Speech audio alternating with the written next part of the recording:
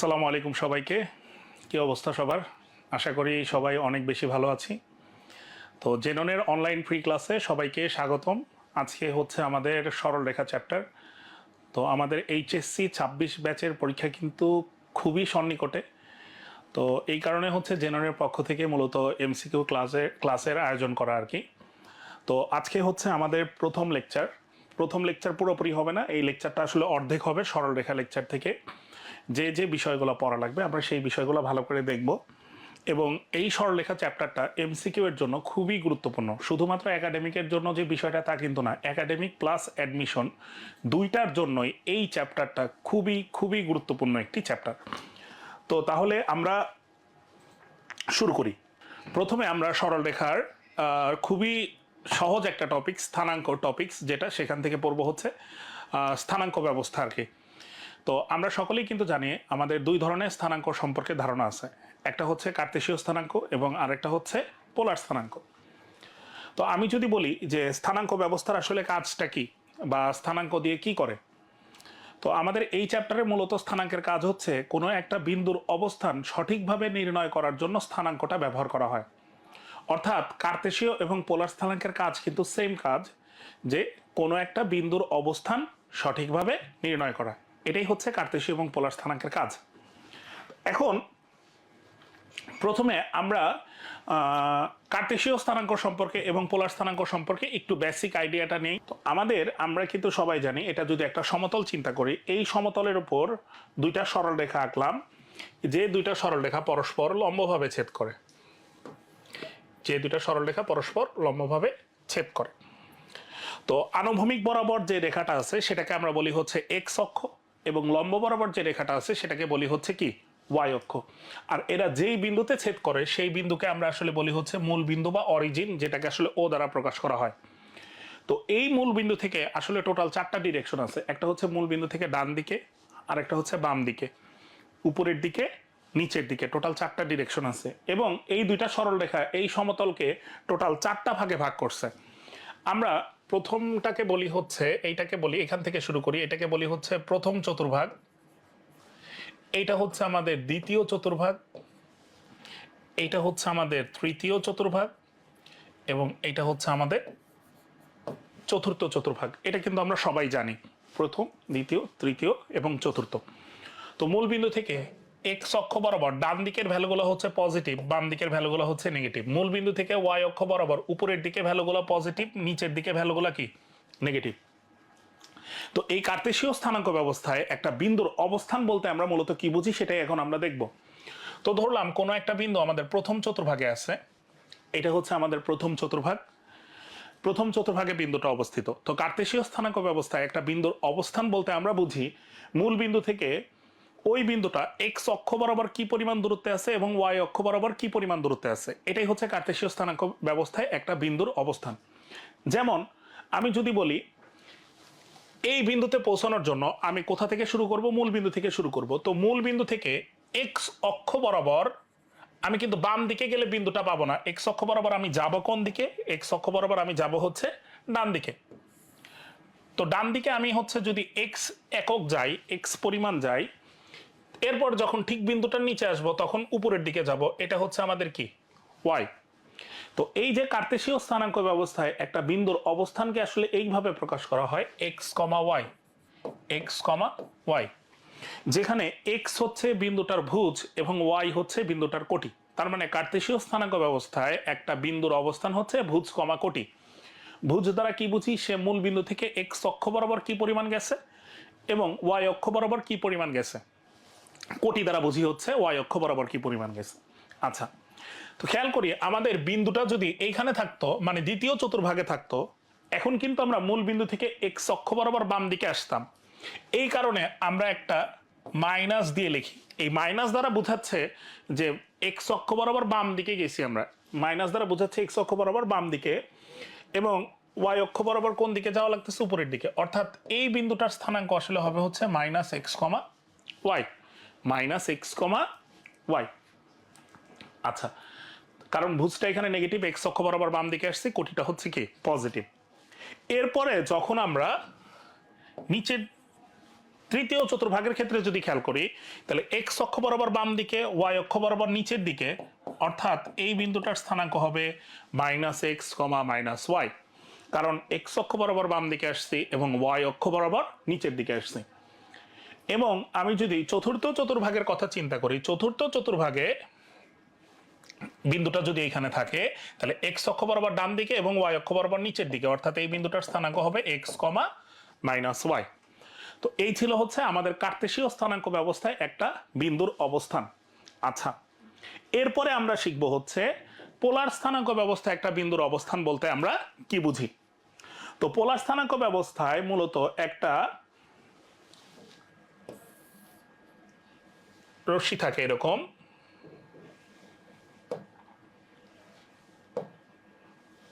আচ্ছা, তো এইখানে একটা বিন্দু আছে, এখানে একটা বিন্দু আছে। তো আমরা যখন পড়ছিলাম কার্তেশীয় স্থানাঙ্ক ব্যবস্থা তখন কিন্তু আমরা মূল বিন্দু থেকে যাত্রা শুরু করছিলাম। তো এই বিন্দুটাকে আসলে বলা হয় হচ্ছে মেরুবিন্দু বা পোল, মেরুবিন্দু বা পোল বা মূল বিন্দু হিসেবে অনেক সময় অভিহিত করা হয়। তো পোলার স্থানাঙ্ক ব্যবস্থা একটা বিন্দুর অবস্থান বলতে আসলে আমরা বুঝি, পোলার স্থানাঙ্ক ব্যবস্থা একটা বিন্দুর অবস্থান বলতে আমরা বুঝি এই বিন্দু থেকে বিন্দুটার যে সরাসরি দূরত্ব, বিন্দুটার যে সরাসরি দূরত্ব সেটাই হচ্ছে আমাদের আর। আর এই বিন্দুতে পৌঁছানোর জন্য, এই বিন্দুতে পৌঁছানোর জন্য কিন্তু একটা ডিরেকশন দরকার আমাদের, তাই না? কারণ আমি যদি বলি যে মূল বিন্দু থেকে বিন্দুটা 4 একক দূরত্বে আছে, এটা দ্বারা কিন্তু বিন্দুর অবস্থান পুরোপুরি ডিফাইন্ড হয় নাই। কেন? কারণ সে 4 একক, আমি যদি একটু আঁকি আর কি, সে 4 একক এই দিকে থাকতে পারে, সে 4 একক দূরত্বে এই দিকে থাকতে পারে, এই দিকে থাকতে পারে, এই দিকে থাকতে পারে, এই দিকে থাকতে পারে, এরকম অসংখ্য জায়গায় সে 4 একক দূরত্বে থাকতে পারে। কিন্তু আমি যদি বলি এই যে রেখাটা যে ছিল, এই রেখার সাপেক্ষে সে ঘড়ির কাঁটার বিপরীতে ঘুরে, মানে আমি বললাম যে একটা থিটা কোণ ঘুরে এই দিকে আসছে, তাইলে কিন্তু এখন আমাদের বিন্দুর অবস্থানটা পুরোপুরি ডিফাইন্ড হয়েছে। অর্থাৎ এখানে এই বিন্দুর অবস্থানকে আসলে এইভাবে প্রকাশ করা হয় আর কমা থিটা, আর কমা থিটা। তো আমি বললাম যে মূল বিন্দু থেকে বিন্দুটা 4 একক দূরত্বে অবস্থিত এবং সে ঘড়ির কাঁটার বিপরীতে ঘুরে 30 ডিগ্রি কোণ উৎপন্ন করে, ঘড়ির কাঁটার বিপরীত দিকে ঘুরে 30 ডিগ্রি কোণ উৎপন্ন করে, যেটা হচ্ছে আমাদের থিটা এর পরিচয়টা। এখন এই রোটেশনটা কিন্তু আসলে এই রেখার সাপেক্ষে এই রোটেশনটা আসলে দুই ভাবে হইতে পারে। একটা হচ্ছে ঘড়ির কাঁটার বিপরীতে, আর একটা হচ্ছে কি ঘড়ির কাঁটার দিকে। আমরা দুইটা রোটেশন নিয়ে মূলত আলোচনা করব, যে আমাদের আসলে বিষয়টা হচ্ছে কোন দিকে ঘুরতে হবে। এখানে যে বিষয়টা আছে যে কোন দিকে ঘুরতে হবে, আমরা ঘড়ির কাঁটার দিকে ঘুরবো না বিপরীতে ঘুরবো, যে কোনো একদিকে ঘুরলেই হয়েছে, সমস্যা নাই। কথা বুঝতে পারছি সবাই? আশা করি সবার এই বিষয়টা ক্লিয়ার। তো কার্তেশীয় স্থানাঙ্ক ব্যবস্থায় আমাদের বিন্দুর অবস্থান বলতে বুঝি হচ্ছে x, y, এবং পোলার স্থানাঙ্ক ব্যবস্থায় বিন্দুর অবস্থান বলতে আমরা বুঝি হচ্ছে r, থিটা। x, y মানে কি ভুজ, কোটি, আর r, থিটা হচ্ছে মূল বিন্দু থেকে বিন্দুটার যে সরাসরি দূরত্ব সেটা হচ্ছে r। ওই বিন্দুতে পৌঁছানোর জন্য সে কি পরিমাণ ঘুরছে, এই রশ্মির সাপেক্ষে সে কি পরিমাণ ঘুরছে, সেটাই হচ্ছে আমাদের কি থিটা। এটাই হচ্ছে আমাদের r, থিটা। তো দুইটার কাজ যেহেতু সেম কাজ, কার্তেশীয় এবং পোলার স্থানাঙ্কের কাজ কিন্তু সেম, যে কোনো একটা বিন্দুর অবস্থান সঠিকভাবে নির্ণয় করা। তো এই দুইটার মধ্যে অবশ্যই একটা সম্পর্ক আছে। তো সেই সম্পর্কটা আশা করি তোমরা সবাই জানো, যেহেতু তোমরা 26 ব্যাচে আর কি। তো তোমাদের পরীক্ষা খুবই সন্নিকটে, এটা আমরা জানি, তোমরা অবশ্যই এটা পড়ে আসছো। তো সেই বিষয়টা আমরা একটু দেখে ফেলি, চলো। সম্পর্কটা কি জাস্ট আমি একটু বুঝাই দিচ্ছি, তোমরা পারো অলরেডি, তারপরে আমি একটু বুঝাই দিচ্ছি আর কি। তো আমি দুইটার মধ্যে সম্পর্ক দেখানোর জন্য দুইটা চিত্রকে একসাথে করে ফেলি। এটা হচ্ছে এক্স অক্ষ, এটা হচ্ছে ওয়াই অক্ষ। তো বিন্দুটা ধরো এখানে আছে প্রথম চতুর্ভাগে। তো আমি যদি একটু চিত্রটা আঁকি, তো আমাদের চিত্র অনুযায়ী এতটুকু হচ্ছে এক্স, এটা হচ্ছে আমাদের ওয়াই, এইটা ছিল এক্স, ওয়াই, এবং এইটা হচ্ছে আমাদের আর, পোলার স্থানাঙ্ক ব্যবস্থার এটা হচ্ছে আর। আর আমরা আপাতত ঘড়ির কাঁটার বিপরীতে চিন্তা করতেছি, এটা হচ্ছে আমাদের কি থিটা। তো এইখানে দেখো, এখানে কিন্তু আসলে একটা সমকোণী ত্রিভুজ উৎপন্ন হয়েছে। এই যে আমরা যদি চিত্রে খেয়াল করি, সমকোণী ত্রিভুজ উৎপন্ন হয়েছে। তো আমরা চাচ্ছি যে কার্তেশীয় এবং পোলার স্থানাঙ্কের মধ্যে সম্পর্ক বের করতে, যে সম্পর্কটা আসলে কি। তো এই সমকোণী ত্রিভুজের ক্ষেত্রে আমরা যেই কোণ নিয়ে কাজ করব, কোণের বিপরীত বাহুটা হচ্ছে লম্ব, কোণের সাথে যেটা থাকে সেটা হচ্ছে ভূমি, আর 90 ডিগ্রির অপোজিটটা হচ্ছে কি অতিভুজ। তো এই সমকোণী ত্রিভুজের ক্ষেত্রে আমরা বলতে পারি cos θ ইজ ইকুয়াল টু ভূমি বাই অতিভুজ। এখানে ভূমির মান কত এক্স, অতিভুজের মান কত আর। সুতরাং আমরা কি বলতে পারি, এক্স ইজ ইকুয়াল টু কি r cos theta, x is equal to কি আর কস থিটা। সেম ভাবে আমরা আরেকটা বিষয় বলতে পারি যে সাইন থিটা, এটা মানে হচ্ছে লম্ব বাই অতিভুজ অর্থাৎ ওয়াই ডিভাইডেড বাই আর। সুতরাং ওয়াই ইজ ইকুয়াল টু কি আসলো, আর সাইন থিটা। তো দেখো এখানে আমরা মূলত কার কার মান বের করলাম, এক্স আর ওয়াই এর মান বের করলাম না। এক্স এবং ওয়াই এটা মানে কি কার্তেশীয়, এক্স এবং ওয়াই মানে কি কার্তেশীয়। তার মানে আমাকে যদি কখনো আর কমা থিটা দেওয়া থাকে, আর কমা থিটা দেওয়া থাকে, এখান থেকে আমাকে যদি এক্স কমা ওয়াই বের করতে বলে, আমাকে যদি আর কমা থিটা দেওয়া থাকে অর্থাৎ পোলার স্থানাঙ্ক দেওয়া থাকে কোনো একটা বিন্দুর, এবং এইখান থেকে আমাকে যদি ওই বিন্দুটার কার্তেশীয় স্থানাঙ্ক বের করতে বলে, তাহলে আমি খুব সহজেই লিখতে পারবো যে X is equal to R cos theta, Y is equal to R sine theta. এইটা হচ্ছে আমাদের পোলার থেকে কার্তেশীয়তে যাওয়ার যে ফর্মুলা সেইটা, পোলার থেকে কার্তেশীয় যাওয়ার যে ফর্মুলা সেটা। তো এক্স ইজ ইকুয়াল টু কি বললাম, r cos theta, Y is equal to কি আর সাইন থিটা। তো এটা আমরা সবাই একটু কষ্ট করে মনে রাখবো। তাহলে পোলার থেকে কার্তেশীয়, সেম ভাবে আমাকে কখনো কিন্তু কার্তেশীয় দেওয়া থাকতে পারে, সেখান থেকে যদি পোলারে যাইতে বলে তাহলে আমি কি করব, কার্তেশীয় থেকে যদি পোলারে যাইতে বলে তাহলে আমি কি করব। তাহলে এখন আমরা কি দেখব,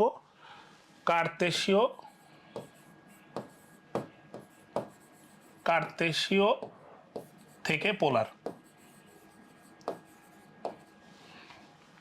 কার্তেশীয় থেকে পোলার অর্থাৎ আমাকে দেওয়া থাকবে হচ্ছে এক্স কমা ওয়াই, এখান থেকে বের করতে হবে হচ্ছে আর কমা থিটা। খেয়াল করো আর এর পরিচয়টা কি, আর হচ্ছে কিন্তু এই সমকোণী ত্রিভুজের কি অতিভুজ। তো পিথাগোরাসের উপপাদ্য অনুসারে অতিভুজ মানে আমরা কি বলতে পারি, অতিভুজ মানে আমরা বলতে পারি রুট ওভার লম্ব স্কোয়ার প্লাস ভূমি স্কোয়ার, অর্থাৎ r is equal to root over x square plus y square. সমকোণী ত্রিভুজের ক্ষেত্রে ট্যান থিটা মানে কি লম্ব ডিভাইডেড বাই ভূমি, তাহলে লম্বের মান কত ওয়াই, ভূমির মান কত এক্স। সুতরাং আমরা লিখতে পারি theta is equal to tan inverse Y divided by X. এটা হচ্ছে আমাদের এই সূত্রের প্রমাণগুলো আর কি, যেটা তোমরা অলরেডি পড়ে আসছো। তো আমাকে যদি কার্তেশীয় থেকে পোলার বলে অথবা পোলার থেকে কার্তেশীয় বলে তাহলে কিন্তু আমরা সহজেই বের করতে পারবো। আচ্ছা, এইখানে একটা বিষয় একটু মনে রাখতে হবে, থিটা বের করার ক্ষেত্রে, থিটাটা বের করার ক্ষেত্রে অবশ্যই একটা বিষয় মনে রাখতে হবে, যেটা তোমরা সবাই জানো, সেটা হচ্ছে বিন্দুটা কোন চতুর্ভাগে অবস্থিত, বিন্দুটা কোন চতুর্ভাগে অবস্থিত। কারণ থিটা এর এক্সাক্ট ডেফিনেশন যেটা, সেটা হচ্ছে এক্স অক্ষের ধনাত্মক দিক হতে উৎপন্ন কোণ। থিটা এর ডেফিনেশনটা কি ছিল, এক্স অক্ষের ধনাত্মক দিক হতে উৎপন্ন কোণ। এখন খেয়াল করো আমি জাস্ট একটা দেখাই দিচ্ছি, আমরা আপাতত অ্যান্টি ক্লকওয়াইজ চিন্তা করতেছি। আচ্ছা, এটা হচ্ছে আমাদের এক্স অ্যাক্সিস, এটা হচ্ছে আমাদের ওয়াই অ্যাক্সিস। তো ধরো বিন্দুটা আমাদের এখন এইখানে আছে, বিন্দুটা এইখানে আছে। তো একটু দেখো, এটা হচ্ছে আমাদের কিন্তু আর, মানে মূল বিন্দু থেকে বিন্দুটার যে সরাসরি দূরত্ব সেটা হচ্ছে আমাদের আর। এখন তাহলে থিটা কোনটা হওয়া উচিত, থিটা হওয়া উচিত হচ্ছে এক্স অক্ষের ধনাত্মক দিক হতে ওই বিন্দুতে পৌঁছানোর জন্য সে যতটুকু ঘোরে, এটা কি আমাদের থিটা, সংজ্ঞা অনুযায়ী এটা হচ্ছে আমাদের থিটা। তো দেখো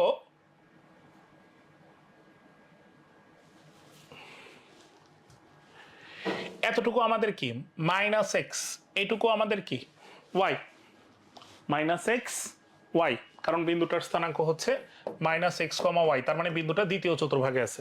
তো এই কোণটা বের করা কিন্তু আমাদের জন্য খুব কঠিন কাজ না, এই কোণটা কিন্তু আমরা বের করতে পারি। ধরো এই কোণটা আমরা ধরলাম হচ্ছে আলফা, এই কোণটা কি ধরলাম আলফা। তো আমরা আপাতত মডুলাস নিয়ে চিন্তা করি, দূরত্ব নিয়ে চিন্তা করি, মডুলাস মাইনাস এক্স, আমরা মডুলাস নিয়ে চিন্তা করতেছি, মডুলাস এক্স, মাইনাসটা প্লাস হয়ে যাবে আর কি। আচ্ছা, তো খেয়াল করো এইখান থেকে কিন্তু ট্যান আলফা বের করা খুব কঠিন কিছু না। ট্যান আলফা মানে কি বলতে পারি, লম্ব ডিভাইডেড বাই ভূমি, অর্থাৎ ওয়াই ডিভাইডেড বাই এক্স। তাহলে আলফা ইজ ইকুয়াল টু কি আসলো, tan inverse Y divided by X. Tan inverse Y divided by X. এটা হচ্ছে আমাদের কি আসলো আলফা, কিন্তু আমাদের কি এখানে আলফা দরকার না, আমাদের কিন্তু দরকার হচ্ছে থিটা। তো থিটাটা দেখো কতটুকু, এই অংশটা থিটা। এই অংশটা আমি কখন পাবো দেখো তো, আমি যদি একটু কালার চেঞ্জ করে দেই, এই পুরোটুকু কিন্তু আমাদের কত ডিগ্রি, 180 ডিগ্রি। তো 180 থেকে আমি যখন এই অংশটা মানে এই আলফাটা বাদ দিয়ে দিব তখন কি এই থিটাটা পাওয়া যাবে না। তো আমাদের বিন্দুটা যদি দ্বিতীয় চতুর্ভাগে থাকে তাহলে থিটাটা আসলে হবে এরকম, theta is equal to pi minus tan inverse Y divided by x. সেমভাবে তোমরা অবশ্যই অবশ্যই বাকিগুলো প্রমাণ করে নিবা, যে চতুর্থ চতুর্ভাগে থাকলে দেখবা হচ্ছে pi plus tan inverse y by x অ্যান্টি ক্লকওয়াইজের ক্ষেত্রে, তৃতীয় চতুর্ভাগে থাকলে, এবং চতুর্থ চতুর্ভাগে থাকলে হবে হচ্ছে 2 pi minus tan inverse y by x. সেমভাবে আমরা কিন্তু ক্লকওয়াইজও চিন্তা করতে পারি। ক্লকওয়াইজের ক্ষেত্রে শুধুমাত্র সামনে একটা কি আসবে, মাইনাস আসবে, কারণ আমরা জানি ত্রিকোণমিতিতে দুই ধরনের কোণ আছে, একটা হচ্ছে ধনাত্মক কোণ আর একটা হচ্ছে কি ঋণাত্মক কোণ। যখন ঘড়ির কাঁটার বিপরীতে ঘুরে কোণ উৎপন্ন করে সেই কোণটা হচ্ছে ধনাত্মক, আর ঘড়ির কাঁটার দিকে ঘুরে যে কোণ উৎপন্ন করে সেটা হচ্ছে কি ঋণাত্মক। এত কিছু যদি ভাই মনে না থাকে তাহলে খুব সহজ একটা কাজ, এই যে দেখো আমাদের এখানে সুন্দর করে ফর্মুলাগুলো লেখা আছে, খুব সুন্দর করে লেখা আছে, এই ফর্মুলাগুলো জাস্ট পড়ে ফেলো। এখানে দেখো ফর্মুলা লেখা আছে যে কার্তেশীয় হতে পোলার, কার্তেশীয় হতে পোলার পি এক্স কমা ওয়াই এর জন্য, এই যে একটা বিন্দুর জন্য পোলার স্থানাঙ্ক মানে কি, কার্তেশীয় মানে হচ্ছে এক্স কমা ওয়াই, পোলার স্থানাঙ্ক মানে কি আর কমা থিটা। আর মানে কি root over x square plus y square, r হচ্ছে root over x square plus y square, যেটা একটু আগে কিন্তু আমরা দেখে আসলাম। আর থিটা মানে কি, এই যে দেখো এখানে বলে দিচ্ছে পি এক্স কমা ওয়াই ভিন্ন ভিন্ন চতুর্ভাগে অবস্থানের জন্য আমরা যে থিটাগুলা পাই সেটা এখানে বলে দেওয়া আছে, যে প্রথম চতুর্ভাগের জন্য আমরা এই সূত্রটা অ্যাপ্লাই করব, দ্বিতীয় চতুর্ভাগের জন্য আমরা এই সূত্রটা অ্যাপ্লাই করব, তৃতীয় চতুর্ভাগের জন্য আমরা এই সূত্রটা অ্যাপ্লাই করব। তৃতীয় চতুর্ভাগের ক্ষেত্রে আমরা এইটাও করতে পারি অথবা এই সূত্রটা অ্যাপ্লাই করতে পারি। এটা হচ্ছে ঘড়ির কাঁটার দিকে ঘুরে কোণ উৎপন্ন হয়েছে, আচ্ছা, বা ক্লকওয়াইজ এটা। আর চতুর্থ চতুর্ভাগের ক্ষেত্রে এইটা, ঠিক আছে। আবার যদি ঘড়ির কাঁটার বিপরীতে দিকে ঘুরি তাহলে কোণ হচ্ছে এটা, minus tan inverse Y divided by X. আসসালামু আলাইকুম। ওয়ালাইকুম আসসালাম, কেমন আছেন? জি স্যার আছি আলহামদুলিল্লাহ ভালো। তো আমাদের দেখা গেছে যে আমরা আসলে যদি পরীক্ষার কথা চিন্তা করি, একাডেমিকে এমসিকিউ এর কথা চিন্তা করি, দেখা গেছে যে আমাদের এমসিকিউ কিন্তু মোটামুটি আমরা সবই কমন পাই, তাই না? মোটামুটি সবই কিন্তু কমন পাই আমরা, কিন্তু আমাদের যে সমস্যাটা মূলত সেটা হচ্ছে আমরা নির্দিষ্ট সময়ের মধ্যে অ্যান্সার করতে পারি না। কেন পারি না? কারণ আমাদের একটু বেসিক কনসেপ্টে ঝামেলা থাকে, অথবা আমরা শর্টকাট টেকনিকগুলো জানি না, এই কারণে হচ্ছে আমাদের সলভ করা একটু কষ্ট হয়ে যায়। তো আজকের ক্লাসে আমি সেই বিষয়গুলোই শিখাবো। তো দেখো এখানে প্রথম যে ম্যাথটা আছে, চলো আমরা প্রথম ম্যাথটা সলভ করে ফেলি। প্রথম যে ম্যাথটা আছে দেখো কি বলছে। তাহলে আমি জাস্ট আরেকবার একটু লাস্ট বলে দিচ্ছি যে কার্তেশীয় থেকে যদি পোলার থেকে যদি কার্তেশীয়তে যাইতে বলো এখানে কোনো ঝামেলা নাই, x equal to R cos theta, Y is equal to R sine theta. কিন্তু আমাকে যদি কার্তেশীয় থেকে পোলারে যাইতে বলে তাহলে আর এর মান বের করাতে কোনো ঝামেলা নাই, ঝামেলা হচ্ছে কি থিটা এর মান বের করাতে। থিটা এর মান বের করার সময় অবশ্যই অবশ্যই একটা বিষয় মনে রাখতে হবে, বিন্দুটা কোন চতুর্ভাগে অবস্থিত। এক একটা চতুর্ভাগের জন্য থিটাটা হচ্ছে কি এক এক রকম। যেমন আমাকে এখানে একটা কার্তেশীয় স্থানাঙ্ক দেওয়া আছে, আমাকে বলছে পোলার স্থানাঙ্কে প্রকাশ করতে। পোলার স্থানাঙ্ক মানে কি জানি, আর কমা থিটা। আর এর পরিচয়টা কি ছিল, root over x square plus y square. তো এখানে দেখো তো এক্স এর মান কত, -1, তো -1 স্কোয়ার প্লাস ওয়াই এর মান কত, -√3, -√3 স্কোয়ার। 1 কে এটাকে স্কোয়ার করলে কত হচ্ছে 1, -√3 কে স্কোয়ার করলে হচ্ছে 3, 1 + 3 মানে হচ্ছে 4, √4 মানে কত 2। এত লাইন কিন্তু আমাদের আর লেখার কোনো দরকার নাই। তাহলে আর এর ভ্যালুটা কত আসলো 2। এখন আসো ওই যে থিটা, থিটা বের করার সময় বলছিলাম যে বিন্দুটা কোন চতুর্ভাগে অবস্থিত সেটা অবশ্যই অবশ্যই খেয়াল রাখবা। দেখো তো বিন্দুটা কোন চতুর্ভাগে অবস্থিত, এক্স এর মান নেগেটিভ, ওয়াই এর মানও নেগেটিভ, তার মানে বিন্দুটা কোন চতুর্ভাগে অবস্থিত, বিন্দুটা হচ্ছে তৃতীয় চতুর্ভাগে অবস্থিত। কোন চতুর্ভাগে, তৃতীয় চতুর্ভাগে। তৃতীয় চতুর্ভাগের জন্য থিটা মানে কি জানি, pi plus tan inverse Y divided by x. যেহেতু মডুলাস আছে আমরা আর মাইনাস নিয়ে চিন্তা করতেছি না। তো tan কত ডিগ্রির মান √3, আশা করি সবাই জানো 60 ডিগ্রি। তাহলে আমাদের 3 পাই প্লাস পাই মানে হচ্ছে 4 pi divided by 3, 4 pi by 3। তাহলে আমাদের বিন্দুটার পোলার স্থানাঙ্ক কেমন আসলো? 2, 4 পাই বাই 3। আচ্ছা, 4 পাই বাই 3 এর পরিবর্তে অনেক সময় কিন্তু 240 ডিগ্রিও দেওয়া থাকতে পারে। পাই বাই 3 মানে হচ্ছে 60 ডিগ্রি, ইন্টু 4 মানে হচ্ছে 240 ডিগ্রি, এটাও কিন্তু দেওয়া থাকতে পারে। চলো পরের ম্যাথ কি আছে দেখি। এইখানে একটু খেয়াল করো, এখানে যে ম্যাথটা দেওয়া আছে আমাকে বলছে যে 4,120 কে কার্তেশীয় স্থানাঙ্কে রূপান্তর করো। কার্তেশীয় স্থানাঙ্কে রূপান্তর করতে বলছে। আচ্ছা, কার্তেশীয় মানে কি? এক্স আর ওয়াই। এক্স মানে আমরা কি জানি? আর কস থিটা। ওয়াই মানে কি জানি? আর সাইন থিটা। দেখো যেটা এখানে লেখা আছে, তো আর এর মান আমরা লিখি আর হচ্ছে 4 cos 120 ডিগ্রি সাইন 120 ডিগ্রি। এখন একাডেমিকে তো তোমাদের ক্যালকুলেটর আছে, সমস্যা নাই। cos 120 ডিগ্রির মান কত? আমরা কিন্তু সবাই জানি cos 120 ডিগ্রির মান হচ্ছে -হাফ, 4 ইন্টু -হাফ। আর সাইন 120 ডিগ্রির মান কত? Into √3 divided by 2 maybe. Sine 120 ডিগ্রির মান, সাইন 120 ডিগ্রি মানে হচ্ছে cos 30, হ্যাঁ, √3 ডিভাইডেড বাই 2। তাহলে আমাদের ক্যালকুলেশন করলে কত আসলো? ক্যালকুলেশন করলে আসলো হচ্ছে, এখানে আসলো -2, এখানে কত আসলো? -2, এখানে কত আসলো? 2√3। তো এক্স এর মান হচ্ছে -2, ওয়াই এর মান হচ্ছে 2√3, -2, 2√3। এটাই হচ্ছে আমাদের এই ম্যাথটার অ্যান্সার, -2, 2√3। আচ্ছা, এরপরের যে ম্যাথটা আছে, এরপরের ম্যাথটা কি বলছে? কোনো বিন্দুর পোলার স্থানাঙ্ক সি, পাই হলে বিন্দুটির কার্তেশীয় স্থানাঙ্ক কত? পোলার স্থানাঙ্ক কি বলে দিছে? সি, পাই।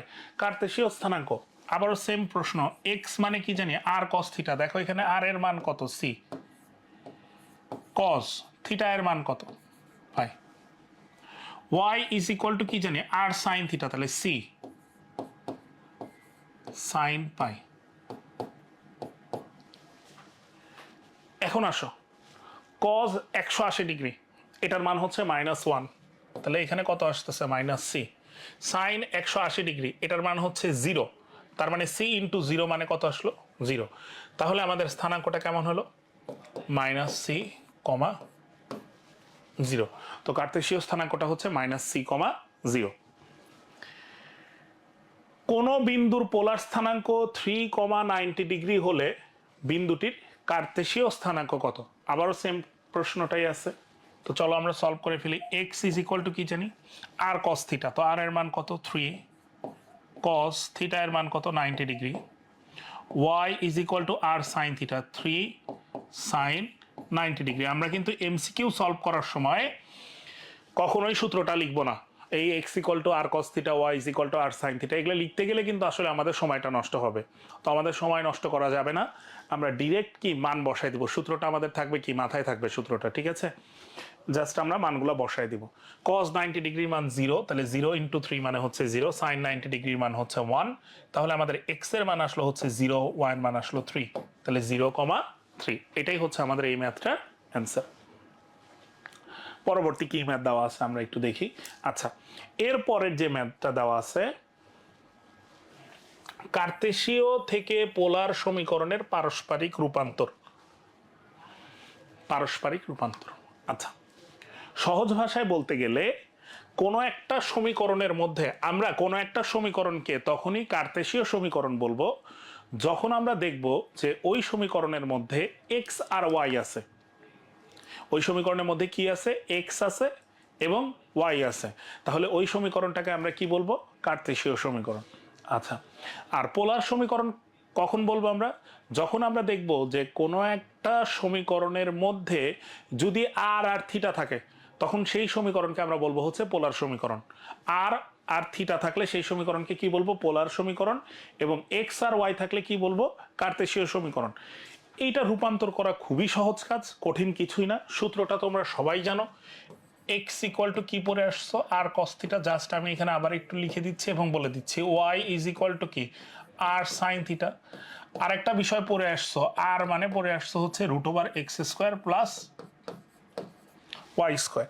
এই বিষয়গুলো মনে রাখলে আমাদের কনভার্সন কিন্তু খুব বেশি কঠিন কিছু না, রূপান্তর করাটা অনেক বেশি সহজ। তো কাজটা কি? কাজটা খুবই সহজ। যখন দেখবা যে সমীকরণটা কার্তেশীয় সমীকরণ আছে, অর্থাৎ সমীকরণের মধ্যে এক্স আর ওয়াই আছে, সেই কার্তেশীয় সমীকরণকে যখন পোলার সমীকরণে প্রকাশ করতে বলবে, তখন আমরা জাস্ট এক্স এর পরিবর্তে আর কস থিটা বসাবো, ওয়াই এর পরিবর্তে আর সাইন থিটা বসাবো।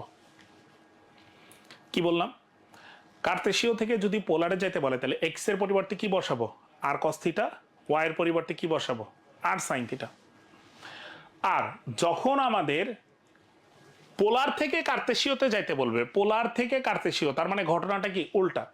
অর্থাৎ তখন তুমি আর কস থিটার পরিবর্তে বসাবো হচ্ছে এক্স, আর সাইন থিটার পরিবর্তে বসাবো হচ্ছে ওয়াই। এবং কখনো যদি দেখো root over x square plus y square আছে, তার পরিবর্তে কি বসাবা? আর। অথবা x square plus y square থাকলে এর পরিবর্তে আমরা একবারেও আর বসাইতে পারি, কোনো সমস্যা নাই। এই কনসেপ্টটা ক্লিয়ার হলে চলো আমরা ম্যাথগুলো একটু সলভ করে ফেলি। প্রথম যে ম্যাথটা আছে দেখো, এই সমীকরণের কার্তেশীয় সমীকরণ কোনটি? তার মানে এইটা হচ্ছে আমাদের একটা কি সমীকরণ? এইটা হচ্ছে আমাদের একটা পোলার সমীকরণ। কেন? কারণ তুমি দেখেই বুঝতে পারতেছো যে এই সমীকরণের মধ্যে আর আছে এবং থিটা আছে। তাহলে এটাকে আমাকে কিসে প্রকাশ করতে হবে? কার্তেশীয়তে প্রকাশ করতে হবে, অর্থাৎ এক্স এবং ওয়াই এর মাধ্যমে প্রকাশ করতে হবে। কিভাবে প্রকাশ করবো? আর কস থিটা দেখলে কি বসাবো? এক্স। আর সাইন থিটা দেখলে কি বসাবো? ওয়াই। কিন্তু এখানে কথাটা হচ্ছে, প্রথমে আমাদের ম্যাথটা সলভ করার আগে একটু সাজায় নিতে হবে।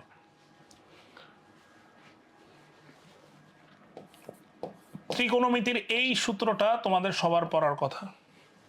2 cos স্কয়ার থিটা, এটা মানে হচ্ছে 1 প্লাস cos 2 থিটা। আর 2 sin স্কয়ার থিটা, এটা মানে হচ্ছে 1 মাইনাস cos 2 থিটা।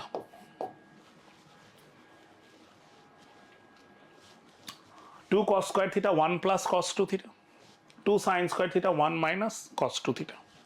তো সূত্রের বৈশিষ্ট্যটা একটু খেয়াল করো, এখানে যখন থিটা থাকতো তখন সূত্রে গিয়ে সে কি হয়ে যেত? 2 থিটা হইতো না। তাহলে আমরা চলো আগে একটু সূত্রে ফেলি। দেখো 2 sin স্কয়ার থিটা বাই 2, এটার সূত্র তাহলে কি হবে? আরটা আমাদের থাকলো 2 sin স্কয়ার থিটা বাই 2, এটা মানে কিন্তু আমাদের 1 plus, sorry 1 minus 2 sin square theta, যেহেতু সাইন আছে, 1 মাইনাস কজ, খেয়াল করো একটু, 2 থিটা, 2 ইন্টু থিটা বাই 2, মানে এখানে যা ছিল তার দ্বিগুণ হয়ে যাবে। এখানে ছিল থিটা বাই 2, তাহলে দ্বিগুণ করলে কি হয়? থিটা ইজ ইকুয়াল টু কত আসলো? 1। কাজ মোটামুটি আমাদের শেষ। চলো তাহলে আর দ্বারা গুণ করি, r minus r cos theta is equal to 1। R এর পরিবর্তে আমরা কি বসাবো? এখানে লেখা আছে, আর এর পরিবর্তে বসাবো হচ্ছে root over x square plus y square.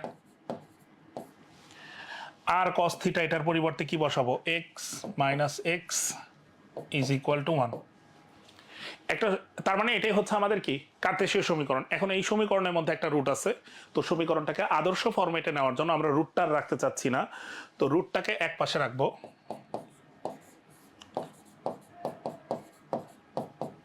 One plus x, এরপরে যদি আমরা বর্গ করে দেই তাহলে x square plus y square, 1 plus x whole square, a square plus 2ab plus b square. X square cancel হয়ে গেল, তাহলে আমাদের কি আসলো? Y square is equal to 1 plus twice x. এটাই হচ্ছে আমাদের কি? কার্তেশীয় সমীকরণ। এটাই হচ্ছে আমাদের কার্তেশীয় সমীকরণ। তো কি দেওয়া ছিল আমাদেরকে? আমাদেরকে দেওয়া ছিল একটা পোলার সমীকরণ, সেখান থেকে আমরা কি বের করলাম? কার্তেশীয় সমীকরণ। আচ্ছা, পরের যে ম্যাথটা আছে, উদাহরণ 2, x is equal to y tan আলফাকে পোলার সমীকরণে প্রকাশ করো। তার মানে এইটা কিন্তু আমাদের কার্তেশীয় সমীকরণ। এটা আমাদের কি সমীকরণ? কার্তেশীয়। কেন? কারণ এই সমীকরণের মধ্যে এক্স আছে আর ওয়াই আছে। তো এটা একটা কার্তেশীয় সমীকরণ। কিসে প্রকাশ করতে হবে? পোলারে। পোলার মানে কি? আর আর থিটায় প্রকাশ করতে হবে। তো আমরা বলছিলাম যে এক্স আর ওয়াই থাকলে এক্স এর পরিবর্তে কি বসাবো? খুবই সহজ কাজ, আর কস থিটা। ওয়াই এর পরিবর্তে কি বসাবো? আর সাইন থিটা। ট্যান আলফা, আলফাটা কিন্তু এখানে মেইন ফ্যাক্টর না। আলফা দ্বারা এখানে একটা কোণ বোঝাচ্ছে, কিন্তু আমাদের পোলার স্থানাঙ্ক ব্যবস্থায় যে কোণটা ছিল সেটাকে প্রকাশ করা হয়তো কি দ্বারা? থিটা দ্বারা। ট্যান আলফাকে কিন্তু আমরা চাইলে এইভাবে লিখতে পারি, sine alpha divided by cos alpha. তো উভয় পক্ষ থেকে আমরা আর বাদ দিয়ে দিলাম। এখন দেখো cos theta cos alpha is equal to sine theta sine alpha. Cos theta cos alpha is equal to sine theta sine alpha. Just এটা এই পাশে গুণ হয়ে গেল। বাকি অংশটাকে সাজায় লিখতে পারি আমরা। এই পাশে যদি সবকিছু নিয়ে আসি তাহলে cos theta cos alpha minus sine theta sine alpha is equal to কত? 0। আশা করি এই সূত্রটা তোমরা সবাই ত্রিকোণমিতিতে পড়ে ফেলছো already. Cos A cos B minus sine A sine B, ফর্মুলাটা হচ্ছে cos of A plus B. Cos of, তাহলে এইখানে যে আমরা এখন যে সমীকরণটা পাইলাম, এই সমীকরণটা হচ্ছে আমাদের একটা কি সমীকরণ? এই সমীকরণ হচ্ছে আমাদের একটা কার্তেশীয় সমীকরণ। কারণ দেখো এই সমীকরণের মধ্যে আমাদের থিটা থিটা আছে, আর নাই, আর ক্যান্সেল হয়ে গেছে, কিন্তু থিটা আছে। এখানে কিন্তু কোনো এক্স আর ওয়াই অবশিষ্ট নাই। সুতরাং এটা হচ্ছে আমাদের পোলার সমীকরণ। কি দেওয়া ছিল? কার্তেশীয় সমীকরণ দেওয়া ছিল। তো এইভাবে আমরা কার্তেশীয় থেকে পোলার এবং পোলার থেকে কার্তেশীয় খুব সহজেই সলভ করতে পারবো। তো এই যে এই প্র্যাকটিসগুলো অবশ্যই অবশ্যই তোমরা বাসায় সলভ করবা, ঠিক আছে? এইখানে যে ম্যাথগুলো দেওয়া আছে, এই যে পোলার স্থানাঙ্ক থেকে কার্তেশীয় স্থানাঙ্কে রূপান্তর করলে নিচের কোনটি সঠিক? তো এই বিন্দুর আসলে কার্তেশীয় স্থানাঙ্ক বের করতে বলছে, পোলার স্থানাঙ্ক দেওয়া আছে। আবার দেখো কোনো বিন্দুর পোলার স্থানাঙ্ক এত হলে ওই বিন্দুর কার্তেশীয় স্থানাঙ্ক কত? পোলার স্থানাঙ্ক দেওয়া আছে, কি বের করতে বলছে? কার্তেশীয় স্থানাঙ্ক মানে হচ্ছে এক্স আর ওয়াই। তো আশা করি তোমরা এই ম্যাথগুলো সলভ করতে পারবা। ধরো র্যান্ডম একটা ম্যাথ, এই ম্যাথটা যদি আমরা সলভ করি, বিন্দুটির পোলার স্থানাঙ্ক কত? পোলার স্থানাঙ্ক কি জানি? আর থিটা। আর মানে কি? Root over x square plus y square. তো মাইনাস রুট 3 কে যদি স্কোয়ার করো তাহলে হয় 3, প্লাস আবার মাইনাস রুট 3 কে স্কোয়ার করলে হয় 3। 3 প্লাস 3 মানে হচ্ছে 6, অর্থাৎ আমাদের কত আসলো? Root over 6। থিটা মানে কত হবে? থিটা বের করার সময় কি বলছিলাম? অবশ্যই অবশ্যই খেয়াল রাখতে হবে বিন্দুটা কোন চতুর্ভাগে অবস্থিত। এখানে দেখো এক্স এর মান নেগেটিভ, ওয়াই এর মানও নেগেটিভ। তাহলে এক্স এর মান নেগেটিভ, ওয়াই এর মান নেগেটিভ, তার মানে বিন্দুটা হচ্ছে তৃতীয় চতুর্ভাগে অবস্থিত। তৃতীয় চতুর্ভাগে হলে আমরা থিটা মানে কি লিখি? এখানে আসলে কিন্তু 1 আসতেছে, আমি কিন্তু একবারে লিখতেছি। এমসিকিউ সলভ করার সময় আমরা একবারে লিখে ফেলবো, কারণ এই যে মাইনাস রুট 3 কে মাইনাস রুট 3 দ্বারা ভাগ করলে কত হয়? 1 হয়। টেন কত ডিগ্রির মান? 1। 45 পাই বাই 4। 4 পাই প্লাস পাই মানে হচ্ছে 5 পাই বাই, তাহলে আমাদের অ্যান্সার হবে রুট 6, 5 পাই বাই 4। এটা কত নাম্বার অপশনে আছে? সি নাম্বার অপশনে আছে। সুতরাং এই ম্যাথটার অ্যান্সার হচ্ছে সি, 5 পাই বাই 4।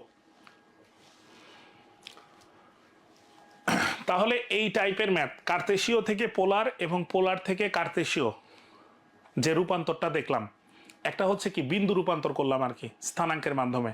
যে পোলার স্থানাঙ্ক দেওয়া ছিল কার্তেশীয় স্থানাঙ্কে প্রকাশ করলাম, অথবা কার্তেশীয় স্থানাঙ্ক দেওয়া ছিল পোলার স্থানাঙ্কে প্রকাশ করলাম। সেম ভাবে এখান থেকে আরেকটা কনসেপ্ট ছিল, সেটা হচ্ছে কোনো একটা কার্তেশীয় সমীকরণকে পোলার সমীকরণে প্রকাশ এবং পোলার সমীকরণকে কার্তেশীয় সমীকরণে প্রকাশ।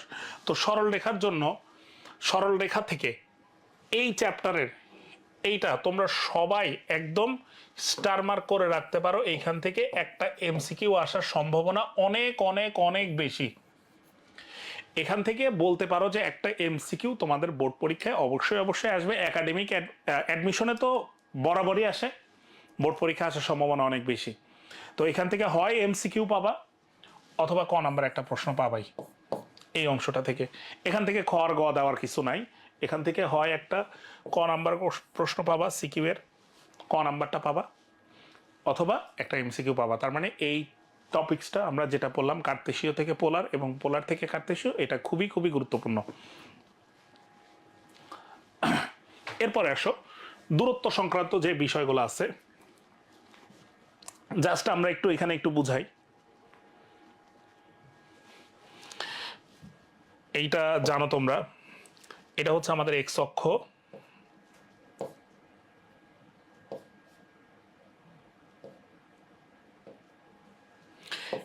এটা হচ্ছে আমাদের ওয়াই অক্ষ। তো আমরা জাস্ট এমনি একটু বোঝানোর জন্য, আমরা জানি যে এক্স অক্ষের উপর যদি কোনো একটা বিন্দু অবস্থিত হয়, এক্স অক্ষের উপর কার মান 0, ওয়াই এর মান 0, অর্থাৎ এই বিন্দুটার স্থানাঙ্ক হচ্ছে এক্স কমা 0, অর্থাৎ এক্স অক্ষের উপর সবসময় কোটি 0, আবার ওয়াই অক্ষের উপর কি ভুজ 0, ঠিক আছে।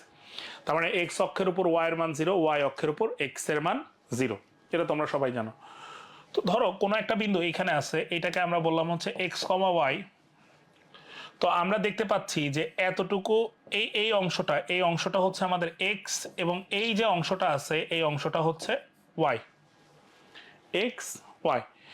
তো দেখো আমরা যদি একটু চিত্রটা ভালো করে আঁকি, এটা যদি এক্স হয় এটাও এক্স, আয়তক্ষেত্রের বিপরীত বাহুদ্বয় পরস্পর সমান এবং সমান্তরাল। এটা যদি ওয়াই হয় এটাও কত, ওয়াই। তো চিত্র দেখে একটু খেয়াল করো, এক্স অক্ষ কোনটা, এটা এই যে টিক মার্ক যে দিছি এক্স অক্ষ। তো আমি যদি বলি যে এক্স অক্ষ থেকে মানে এই জায়গাটা থেকে এই বিন্দুটা কত দূরত্বে আছে, এই যে বিন্দুটা যে আঁকলাম এই বিন্দুটা কত দূরত্বে আছে, চিত্র দেখে বোঝা যাচ্ছে এই যে দূরত্বটা হচ্ছে এতটুকু, সেটা কি ওয়াই পরিমাণ দূরত্বে আছে না। এক্স অক্ষ থেকে কি পরিমাণ দূরত্বে আছে বিন্দুটা, ওয়াই পরিমাণ দূরত্বে আছে। তাহলে আমরা একদম বাংলা ভাষায় বলতে পারি যে এক্স অক্ষ হতে যে কোনো বিন্দুর দূরত্ব ওই বিন্দুর কোটির ধনাত্মক মানের সমান। আচ্ছা, কোটিটা কিন্তু ধনাত্মক কেন বললাম, কারণ কোটি কিন্তু ঋণাত্মক হতে পারে, কোটি কিন্তু এই সাইডেও থাকতে পারে, এখানেও থাকতে পারে, কোটিটা কিন্তু ঋণাত্মক হতে পারে, কিন্তু দূরত্ব কখনো কি হবে না, ঋণাত্মক হবে না, দূরত্ব সবসময় কি ধনাত্মক। তাহলে আমরা কি বলতে পারি, এক্স অক্ষ হতে যে কোনো বিন্দুর দূরত্ব অথবা পি এক্স কমা ওয়াই বিন্দুর দূরত্ব হচ্ছে মডুলাস ওয়াই।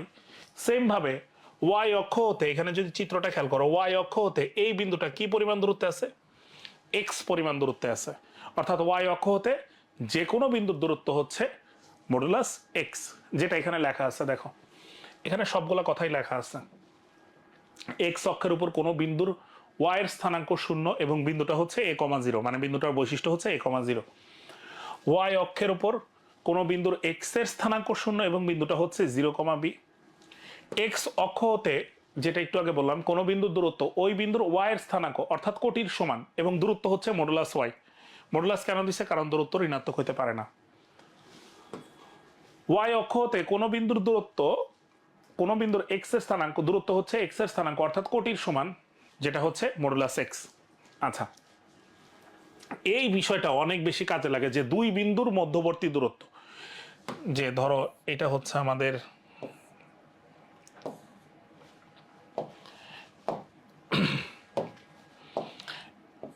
এই বিন্দুটাকে বললাম হচ্ছে x1 কমা y1, এই বিন্দুটা হচ্ছে আমাদের x2 কমা y2। কয়টা বিন্দু আছে ভাই, দুইটা বিন্দু আছে। এই দুইটা বিন্দুকে একটা নির্দিষ্ট দূরত্ব মেনটেন করে চলতেছে না, সেই দূরত্বটাকে আমরা কি দ্বারা প্রকাশ করলাম, ডি দ্বারা প্রকাশ করলাম।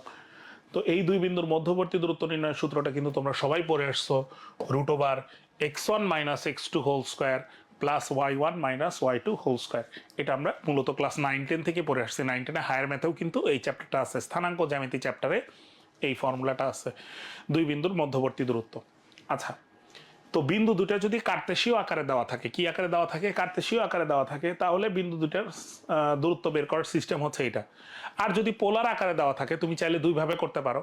পোলারটাকে প্রথমে কার্তেশীয়তে রূপান্তর করে নিবা, নেওয়ার পর তারপরে এই সূত্রটা অ্যাপ্লাই করবা, কিন্তু এটা কিন্তু সময় সাপেক্ষ। তো আমরা দুইটা বিন্দুর যদি কখনো পোলার স্থানাঙ্ক দেওয়া থাকে, তো তখন অবশ্যই এই সূত্রটা ইউজ করব, √(r1² plus r2² minus 2r1 r2 cos θ1 minus θ2। এটা অনেকটাই কি ওই যে সেকেন্ড পেপারে যে বলে লব্ধিটা পড়ছো না, বলে লব্ধির সূত্রের মতো, জাস্ট এখানে একটা কি আছে, মাইনাস আছে। আচ্ছা, যেমন ধরো কোনো সময় যদি প্রশ্নে এরকম দেওয়া থাকে যে আমাদের দেওয়া আছে 3,90 ডিগ্রি, আর একটা দেওয়া আছে হচ্ছে 4,60 ডিগ্রি, তো এরকম দুইটা বিন্দু দেওয়া আছে। তো এই দুইটা বিন্দু কিন্তু তোমাকে কি আকারে দেওয়া আছে, পোলার। তো তোমাকে বললো কি এই দুই বিন্দুর মধ্যবর্তী দূরত্ব কত। তো তুমি চাইলে এটাকে যখন কনভার্ট করবে আর কি, সময় চলে যাবে না, যে এটাকে প্রথমে কার্তেশীয় বানাবো, তারপরে আবার সলভ করে এই সূত্র অ্যাপ্লাই করব, বিষয়টা কিন্তু সময় সাপেক্ষ, দরকার নাই। তো আমাদের সূত্রটা জানা আছে যে r1² plus r2² minus 2r1 r2 cos θ1 minus θ2। Just এখানে সূত্রটা অ্যাপ্লাই করলেই হবে। r1 এর মান কত, 3, r2 এর মান কত, 4, θ1 কত, 90, θ2 কত, 60।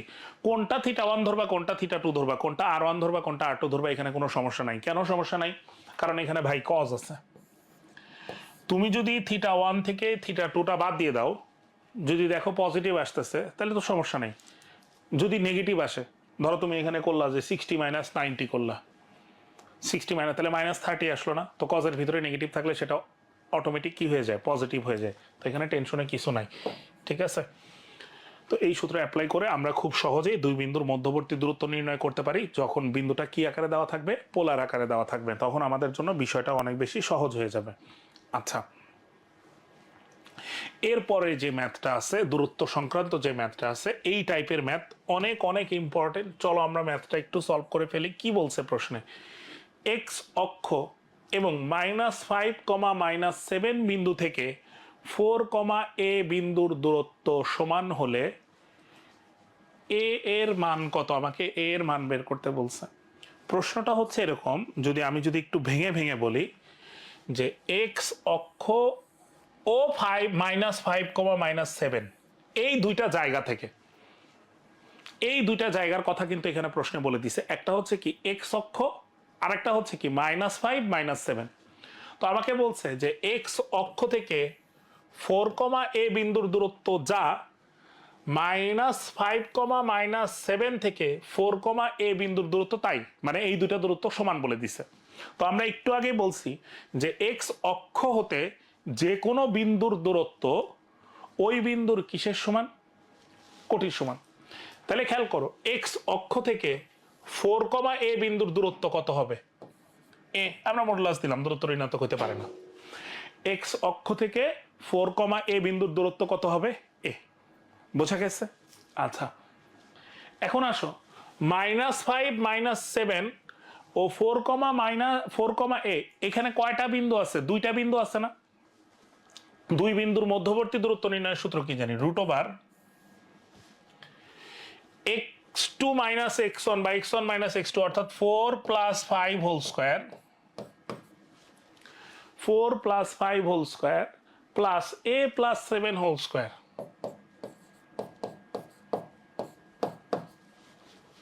তাহলে দুইটা দূরত্ব কিন্তু আমরা পেয়ে গেছি।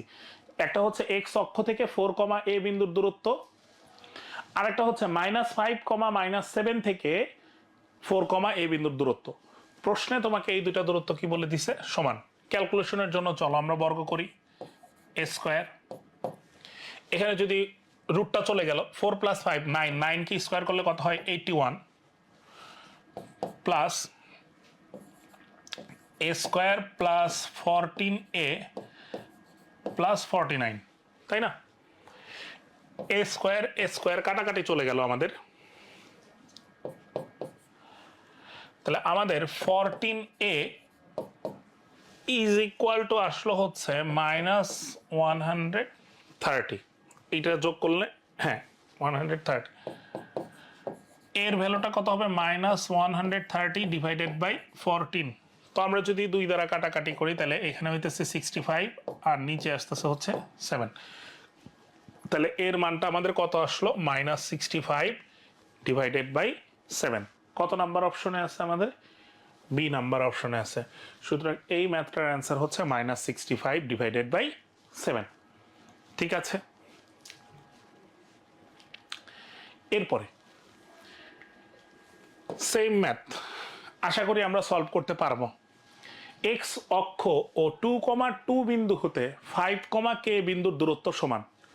আগের কথায় এখানে দুইটা জায়গার কথা বলছে, একটা হচ্ছে এক্স অক্ষ আর একটা হচ্ছে 2,2 বিন্দু। অর্থাৎ এক্স অক্ষ হতে 5, কে বিন্দুর দূরত্ব যা 2,2 থেকে 5, কে বিন্দুর দূরত্ব তাই। তো এক্স অক্ষ হতে যে কোনো বিন্দুর দূরত্ব তার কিসের সমান? কোটির সমান। আবার 2,2 থেকে এই বিন্দুর দূরত্ব কত হবে? 5 - 2 whole square, k - 2 whole square plus k - 2 whole square, এর উপরে একটা কি আসবে? রুট আসবে, ইজ ইকুয়াল টু।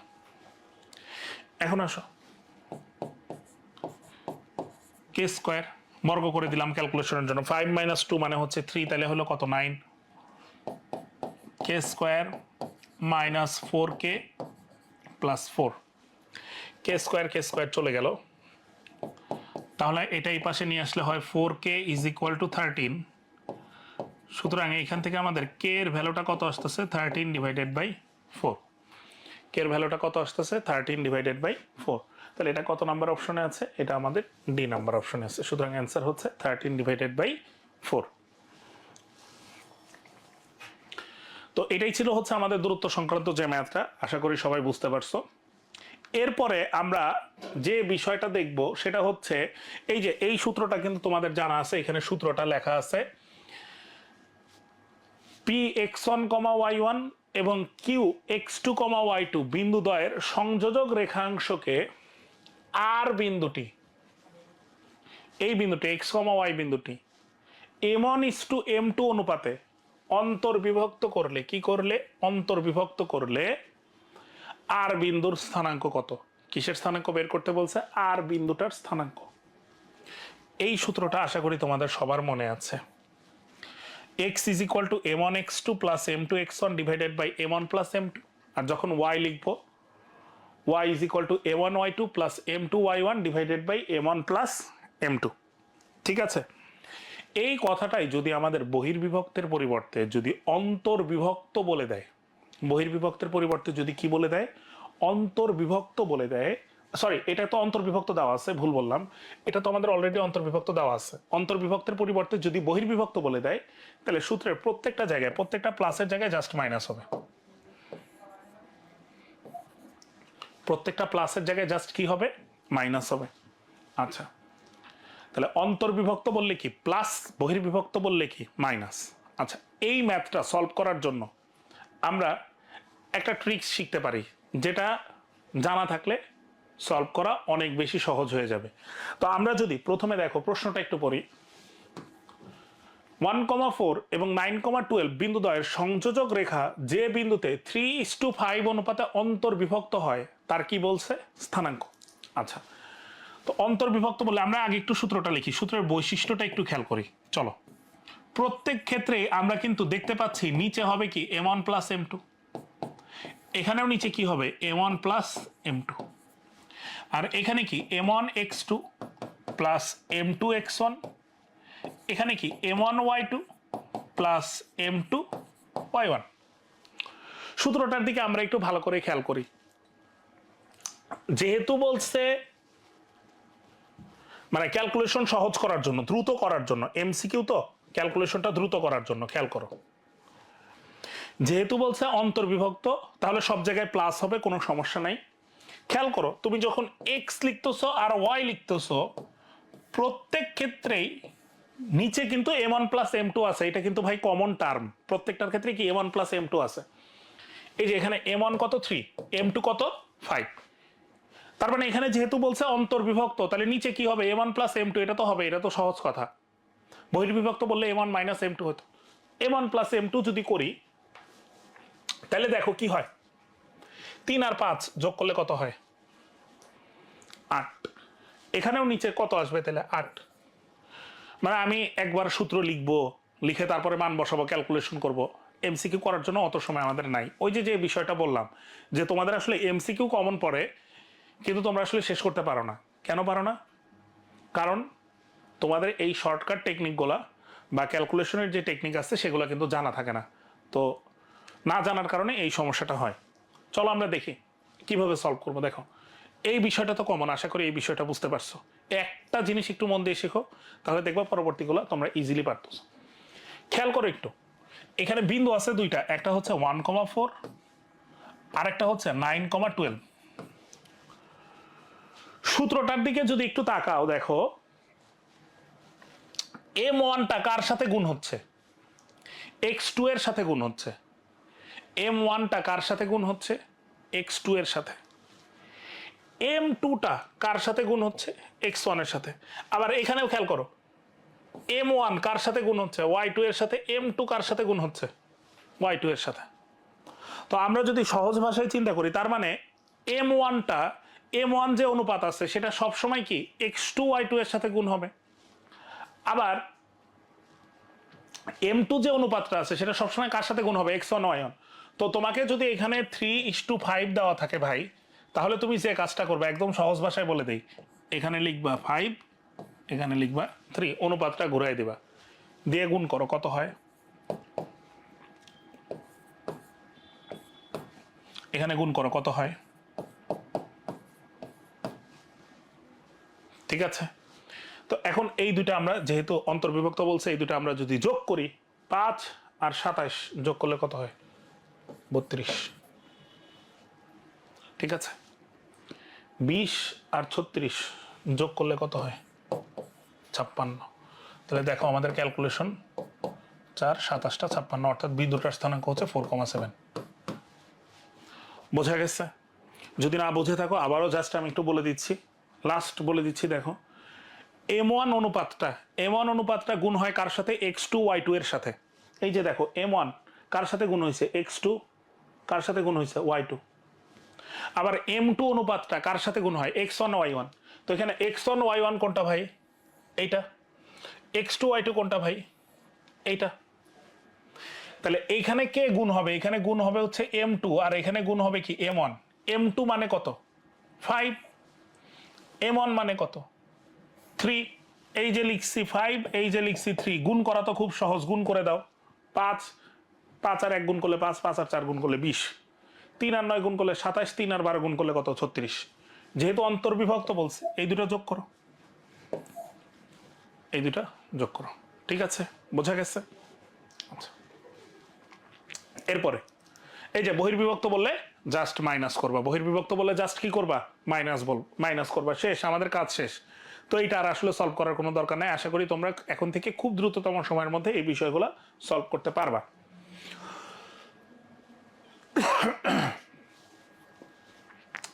তাহলে দেখো সলভ করতে পারো কিনা এটা। এইটা আশা করি তোমরা সবাই এখন সলভ করতে পারবা, যে 3,-1 আর 5,2 বিন্দুদ্বয়ের সংযোজক রেখাংশকে। আচ্ছা, তখন আমরা x আর y লিখে নিলাম।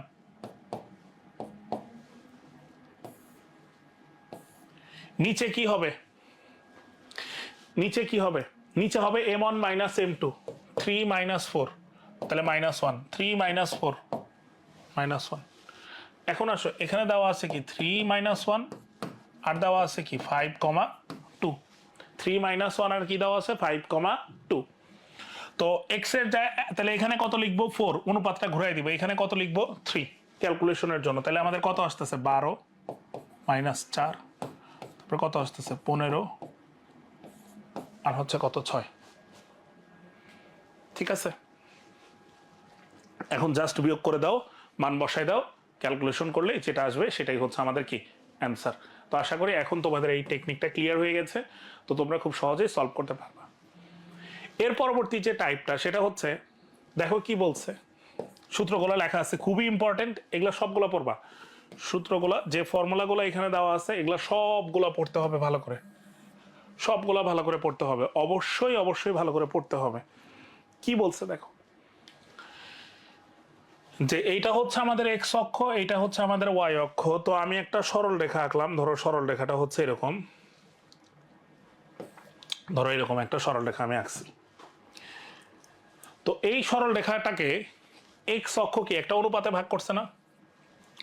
x1 y1, দুইটা প্রান্ত বিন্দু দেওয়া আছে, ধরো সরল রেখার x1 y1, x2 y2। তো x1 y1 এবং x2 y2 বিন্দুদ্বয়ের সংযোজক রেখাংশকে এক্স অক্ষ যে অনুপাতে বিভক্ত করে, তোমরা কিন্তু সবাই সূত্রটা পড়ে আসছো, মানে এই ম্যাথটা কিন্তু করে আসছো, অনেক বড় করে করছো, যে k:1 অনুপাতে অন্তর্বিভক্ত করে ধরে নিছো, ধরে নেওয়ার পর তারপরে কি করছো, যেহেতু বিন্দুটা এক্স অক্ষের উপর অবস্থিত, ওয়াই এর মান 0 লিখছো, তারপরে ক্যালকুলেশন করে ওইখান থেকে কি অনুপাতটা বের করছো। আমাদের এমসিকিউ করার জন্য এত কিছু করার কোনো দরকার নাই, ডিরেক্ট আমরা এই সূত্রটা অ্যাপ্লাই করব। যদি আমাকে বলে এক্স অক্ষ কি অনুপাতে বিভক্ত করবে, সেটা নির্ণয়ের সূত্র কি, -y1/y2। ওয়াই অক্ষ কি অনুপাতে বিভক্ত করে, সেই অনুপাত নির্ণয়ের সূত্র কি, -x1/x2। মাইনাসটা অবশ্যই দিবা, কেন দিবা একটু পরে বলতেছি। আবার দেখো, আমরা একটু আগে পড়ে আসছিলাম যে x1y1, আমি চিত্রটা এখানে আঁকতেছি না, চিত্রটা আমরা আগের স্লাইডে যদি দেখে আসি, এই যে আমাকে এখানে x1y1 দেওয়া ছিল, x2y2 দেওয়া ছিল এবং অনুপাত দেওয়া ছিল। আমাকে এই বিন্দুটার, বিভক্তকারী বিন্দুটার স্থানাঙ্ক বের করতে বলতো। বিভক্তকারী বিন্দুটার কি বের করতে বলতো, স্থানাঙ্ক। এখন প্রশ্নটা একটু ঘুরায় দেওয়া, প্রশ্নে তোমাকে আসলে এই প্রান্ত বিন্দু দুইটাই দেওয়া আছে, বিভক্তকারী বিন্দুটাও দেওয়া আছে, তোমাকে এখন অনুপাত বের করতে বলছে। কি বের করতে বলছে, অনুপাত। তো অনুপাত বের করার সিস্টেমটা কি লেখা আছে এখানে, এই একটা সূত্রই মনে রাখবা, যে এক্স ওয়াই বিন্দুটি যে অনুপাতে বিভক্ত করে, মানে এত বিন্দুদ্বয়ের সংযোজক রেখাংশকে এক্স ওয়াই বিন্দুটি যে অনুপাতে বিভক্ত করে, সেটা নির্ণয়ের সূত্র হচ্ছে -x-x1 divided by x-x2। Minus কেন দিচ্ছি সেটা একটু পরে বলতেছি। রেখাটা যে অনুপাতে বিভক্ত করে m1/m2,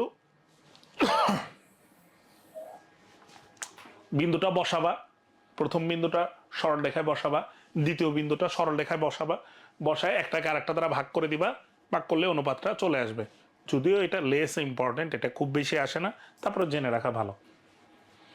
এখন আসো 1 নম্বর প্রশ্ন, কেন মাইনাস দিতে হবে সেই ব্যাখ্যায় আমরা যাই। 1 নম্বর প্রশ্নে কি বলছে দেখো, 1 নম্বর বলছে যে -6,4 ও 8,10 বিন্দুদ্বয়ের সংযোজক রেখাংশকে এক্স ও ওয়াই অক্ষ যে অনুপাতে বিভক্ত করে। প্রথমে চলো আমরা এক্স অক্ষ, যখন আমাদের বলতো এক্স অক্ষ তখন আমরা কি পড়ে আসছিলাম, -y1/y2, -y1/y2। কেন মাইনাস দিছিলাম সেটার ব্যাখ্যা দিচ্ছি। মাইনাস, খেয়াল করো y1 এর মান কত, 4, y2 এর মান কত ভাই, y2 এর মান হচ্ছে 10, 4/10 মানে হচ্ছে 2/5। খেয়াল করো, ক্যালকুলেশন করার পর আমাদের কি নেগেটিভটা আছে নাকি চলে গেছে, ক্যালকুলেশন করার পর আমরা দেখতে পাচ্ছি নেগেটিভটা আছে। সুতরাং আমরা বলবো, এই নেগেটিভ দেখে আমরা বলবো যে এই বিন্দুদ্বয়ের সংযোজক রেখাংশকে এক্স অক্ষ 2:5 অনুপাতে বহির্বিভক্ত করে। 2:5 অনুপাতে কি করে, বহির্বিভক্ত করে। বোঝা গেছে? তার মানে আমি ক্যালকুলেশন করার পর যদি দেখি যে আমাদের মাইনাসটা থেকে গেছে, তাহলে হবে বহির্বিভক্ত। আর ক্যালকুলেশনের পর যদি দেখি যে না মাইনাসটা নাই, প্লাস চলে আসছে, তখন হবে কি, অন্তর্বিভক্ত। তাহলে আমরা প্রথমে কি পড়লাম, এক্স অক্ষ যে অনুপাতে বিভক্ত করে।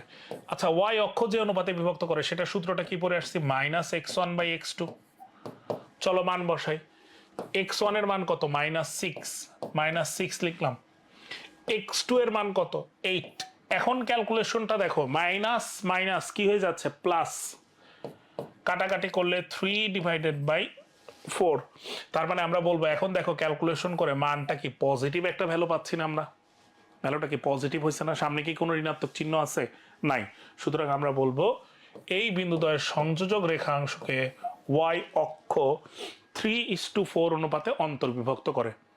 তার মানে কেন আমরা মাইনাস দিচ্ছি, বহির্বিভক্ত এবং অন্তর্বিভক্তটা বোঝার জন্য। ক্যালকুলেশনের পর যদি দেখি যে মাইনাস চিহ্নটা আছে, তাহলে বুঝবো হচ্ছে বহির্বিভক্ত, আর যদি মাইনাস চিহ্নটা না থাকে তাহলে বলবো হচ্ছে কি, অন্তর্বিভক্ত।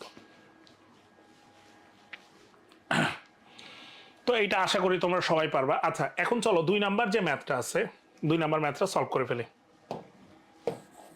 2 নাম্বার যে ম্যাথ কি বলছে দেখো, 2,3 ও 5,6 বিন্দুদ্বয়ের সংযোজক রেখাংশকে 7,8 বিন্দুটি কত অনুপাতে বিভক্ত করে? 7,8 বিন্দুটি কত অনুপাতে বিভক্ত করে? অনুপাতটা তোমাকে বের করতে বলছে।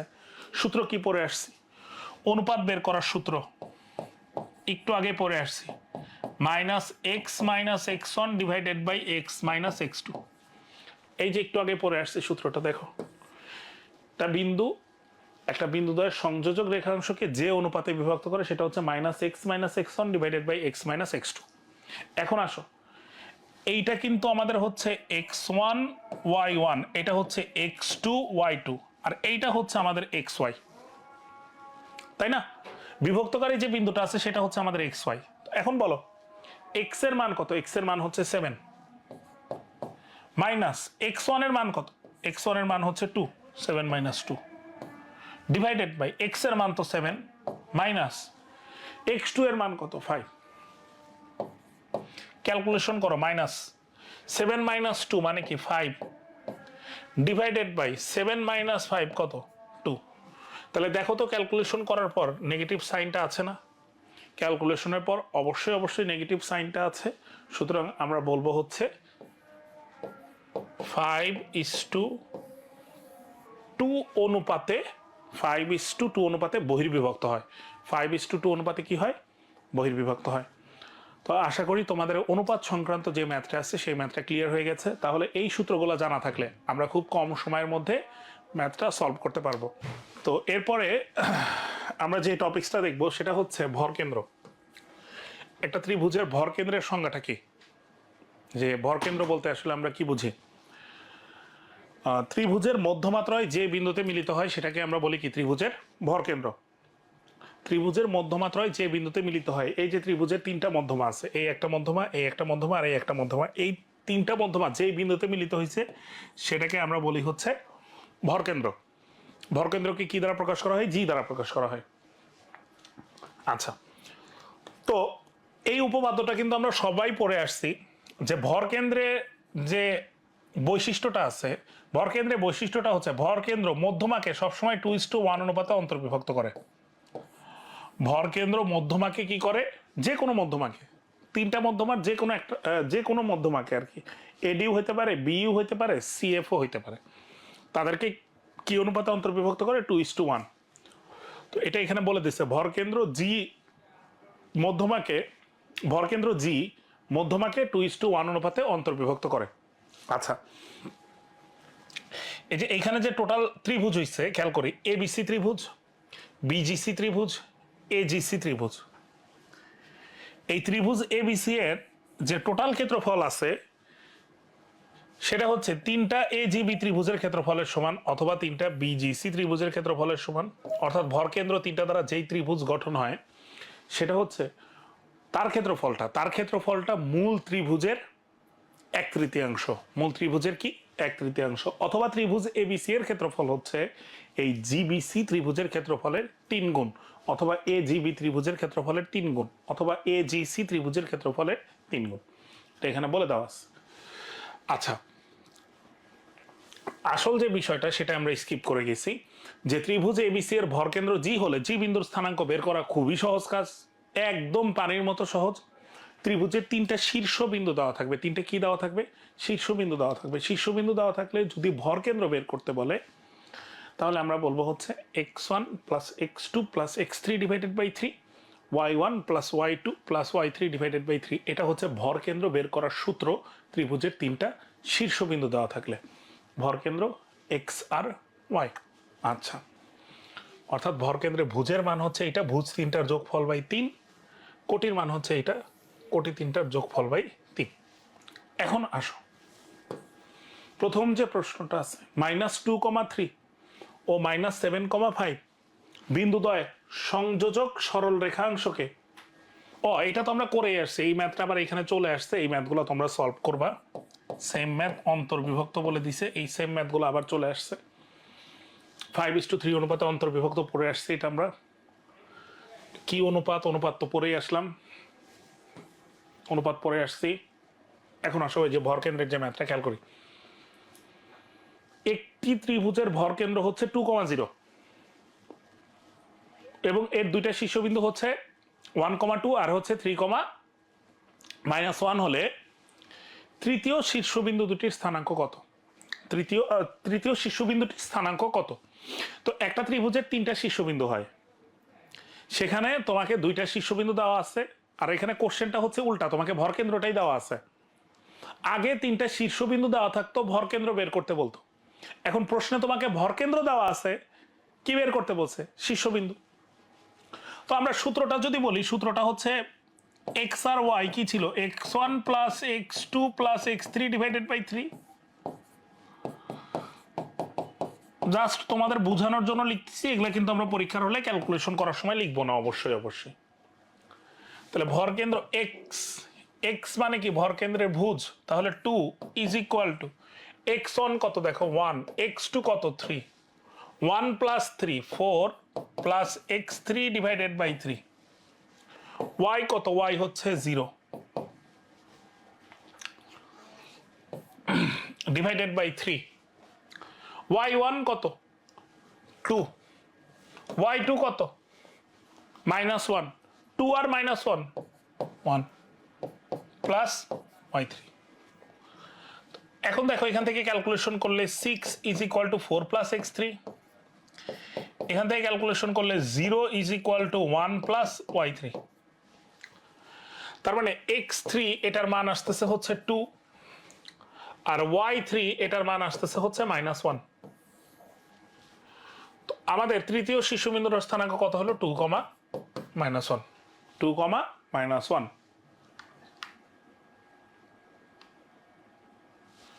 বোঝা গেছে?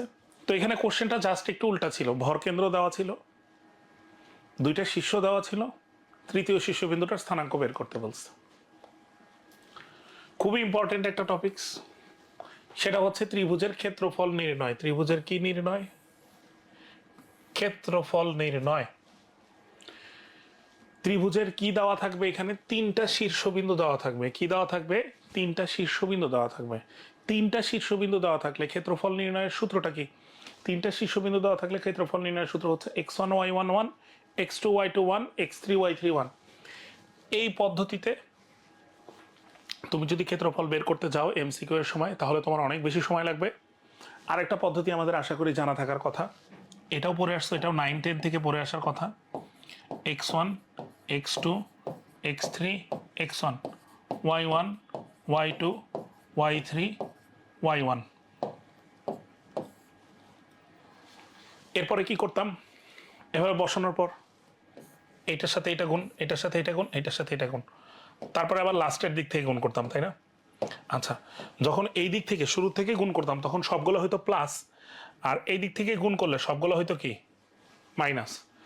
তো এই সূত্রের মাধ্যমে করলেও তোমরা খুব সহজেই করতে পারবা, মানে দ্রুততম সময়ের মধ্যে। এবং এই সূত্রের সুন্দর একটা বৈশিষ্ট্য হচ্ছে, এই সূত্রের মাধ্যমে তুমি ত্রিভুজ আসুক, চতুর্ভুজ আসুক, পঞ্চভুজ আসুক, ষড়ভুজ আসুক, যে কোনো কিছুর ক্ষেত্রফল বের করতে পারবা এই সূত্রের মাধ্যমে।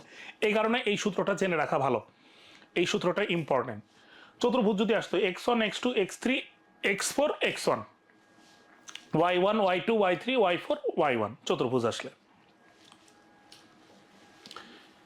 তো সূত্রের মাধ্যমে আমরা কিন্তু সবাই সলভ করতে পারবো, আশা করি সূত্রের মাধ্যমে এই বিষয়টা আমরা সবাই সলভ করতে পারবো, কঠিন কিছুই না। এখন আমরা চলো একটা শর্টকাট টেকনিক শিখবো, যে কিভাবে আরো সহজে এবং আরো দ্রুততম সময়ের মধ্যে ত্রিভুজের 3টা শীর্ষবিন্দু দেওয়া থাকলে ক্ষেত্রফল নির্ণয় করতে পারি। তো প্রথমে আমি 3টা শীর্ষবিন্দু লিখে নিচ্ছি, আর একটা শর্টকাট আর কি, যেটা সাহায্যে আরো সহজে ক্যালকুলেশন হয়ে যায়। প্রথমে আমি 3টা শীর্ষবিন্দু লিখে নিব। লেখার পর আমাকে যে কাজটা করতে হবে, আমি আমার ইচ্ছা মতো যে কোনো একটা বিন্দুকে 0 0 বানাবো। এটা হচ্ছে শর্টকাট টেকনিক আর কি, ক্ষেত্রফল বের করার। কি বললাম? 3টা শীর্ষবিন্দুর মধ্যে যে কোনো একটাকে, আমার ইচ্ছা হলে আমি প্রথমটাও বানাতে পারি, দ্বিতীয়টাও বানাতে পারি, তৃতীয়টাও বানাতে পারি, যে কোনো একটা বিন্দুকে আমি 0 0 বানাবো। কিভাবে বানাবো? সিস্টেমটা কি দেখো, এখানে আছে -3, -3 এর সাথে আমরা যদি +3 করি, -3 + 3 ক্যান্সেল হয়ে যাচ্ছে 0। -2 এর সাথে যদি +2 করি তাহলে কি হবে? 0। তাহলে এখানে আচ্ছা, তাহলে আমি কি করলাম? যে কোনো একটা বিন্দুকে 0 0 বানাবো, এটা হচ্ছে আমাদের মেইন কাজ। তো আমি প্রথম বিন্দুটাকে 0 0 বানাইলাম। প্রথম বিন্দুকে 0 0 বানানোর জন্য কি করছি, +3 +2 করছি না, এটা সবগুলা বিন্দুর নিচে লিখবো, +3 +2 +3 +2।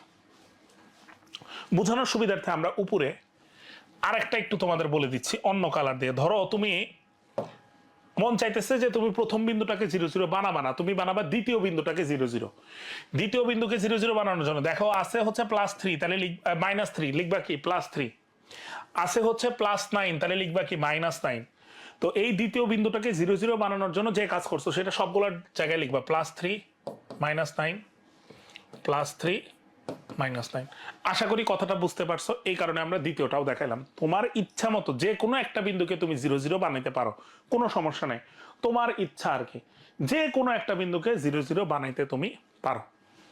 তো যেটাকে তুমি 0 0 বানাইছো সেটা বাদ, সেটা ক্যান্সেল হয়ে গেল।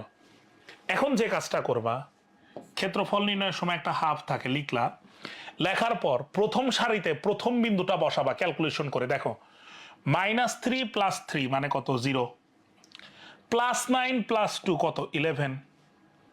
তাহলে প্রথম সারির কাজ শেষ।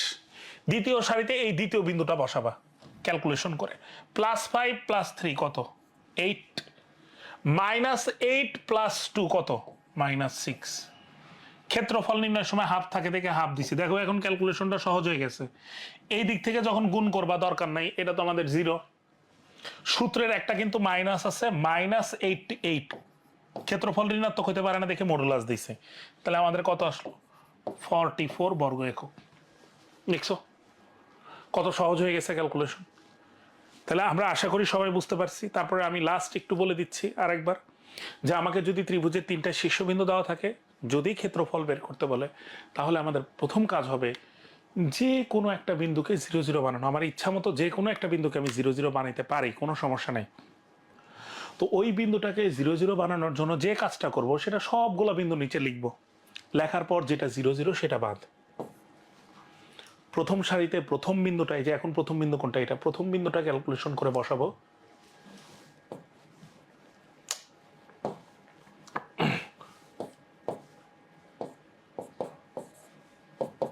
দ্বিতীয় সারিতে দ্বিতীয় বিন্দুটা ক্যালকুলেশন করে বসাবো। ক্ষেত্রফল নির্ণয়ের সময় একটা হাফ থাকে, হাফ দিব, দেওয়ার পর ক্যালকুলেশন করবো, করলেই চলে আসবে। আর গুণটা জাস্ট এখানে আর গুণ, আর কিচ্ছু নাই। দেখো আর কিছুই নাই, জাস্ট এখানে আর গুণ, আর কিচ্ছু নেই। খুবই সহজ ম্যাথ, খুবই খুবই খুবই সহজ ম্যাথ, খুবই সহজ ম্যাথ। আশা করি তোমাদের সবার ক্লিয়ার হয়েছে ক্ষেত্রফল নির্ণয় করা। তো এইভাবে ক্ষেত্রফল নির্ণয় করলে আমরা খুব দ্রুততম সময়ের মধ্যে সলভ করতে পারবো। এরপরে আসো সমরেখ সংক্রান্ত। সমরেখ সংক্রান্ত একটু বুঝাই। সমরেখ সংক্রান্ত আমরা চাইলে ত্রিভুজ দিয়েও করতে পারি, আবার চাইলে ঢাল দিয়েও করতে পারি। এখানে লেখা আছে, দেখো এখানে একটা কথা লেখা আছে, জাস্ট কথাটা একটু খেয়াল করো। কথাটা কি বলে দিচ্ছে আমরা একটু দেখি। এ বি রেখার ঢাল আর হচ্ছে বিসি রেখার ঢাল সমান হলে তাহলে বিন্দু তিনটা কি হয়, সমরেখা হয়। বুঝাই, বিষয়টা একটু বুঝাই। ধরো এই একটা সরল রেখা আছে, এই একটা সরল রেখা আমি এই সাইডে আঁকলাম। তো এই সরল রেখার উপর 3টা বিন্দু আছে। সরল রেখাটা মনে হয় সাদা কালার দিয়ে আঁকলে ভালো হইতো আর কি, হোয়াইট কালার হইলে পরে বোঝা যাবে আর কি, বিন্দুগুলো বোঝা যাবে। আচ্ছা দেখো এই সরল রেখার উপর 3টা বিন্দু আছে, এই একটা বিন্দু, এই একটা বিন্দু, এই একটা বিন্দু। একটা বিন্দুকে আমি বললাম হচ্ছে এ, আর একটা বিন্দুকে বললাম বি, আর একটা বিন্দুকে বললাম সি। চিত্র দেখে আমরা কিন্তু সবাই বুঝতে পারতেছি যে এই 3টা বিন্দু সমরেখ। সমরেখ মানে কি, এই 3টা বিন্দু একই সরল রেখার উপর অবস্থিত। 3টা বিন্দু কি একই সরল রেখার উপর অবস্থিত। তো এইখানে আমরা আসলে বলতেছি যে 3টা বিন্দু হচ্ছে কি সমরেখ বা একই সরল রেখার উপর অবস্থিত। চিত্র দেখে বুঝতে পারতেছি। এমনে কিভাবে বুঝবো, এমনে বোঝার জন্য খেয়াল করো, আমরা কি এই দুই বিন্দুগামী সরল রেখার ঢাল বের করতে পারবো না, এবি রেখার ঢাল বের করতে পারবো না? অবশ্যই পারবো এবি রেখার ঢাল বের করতে।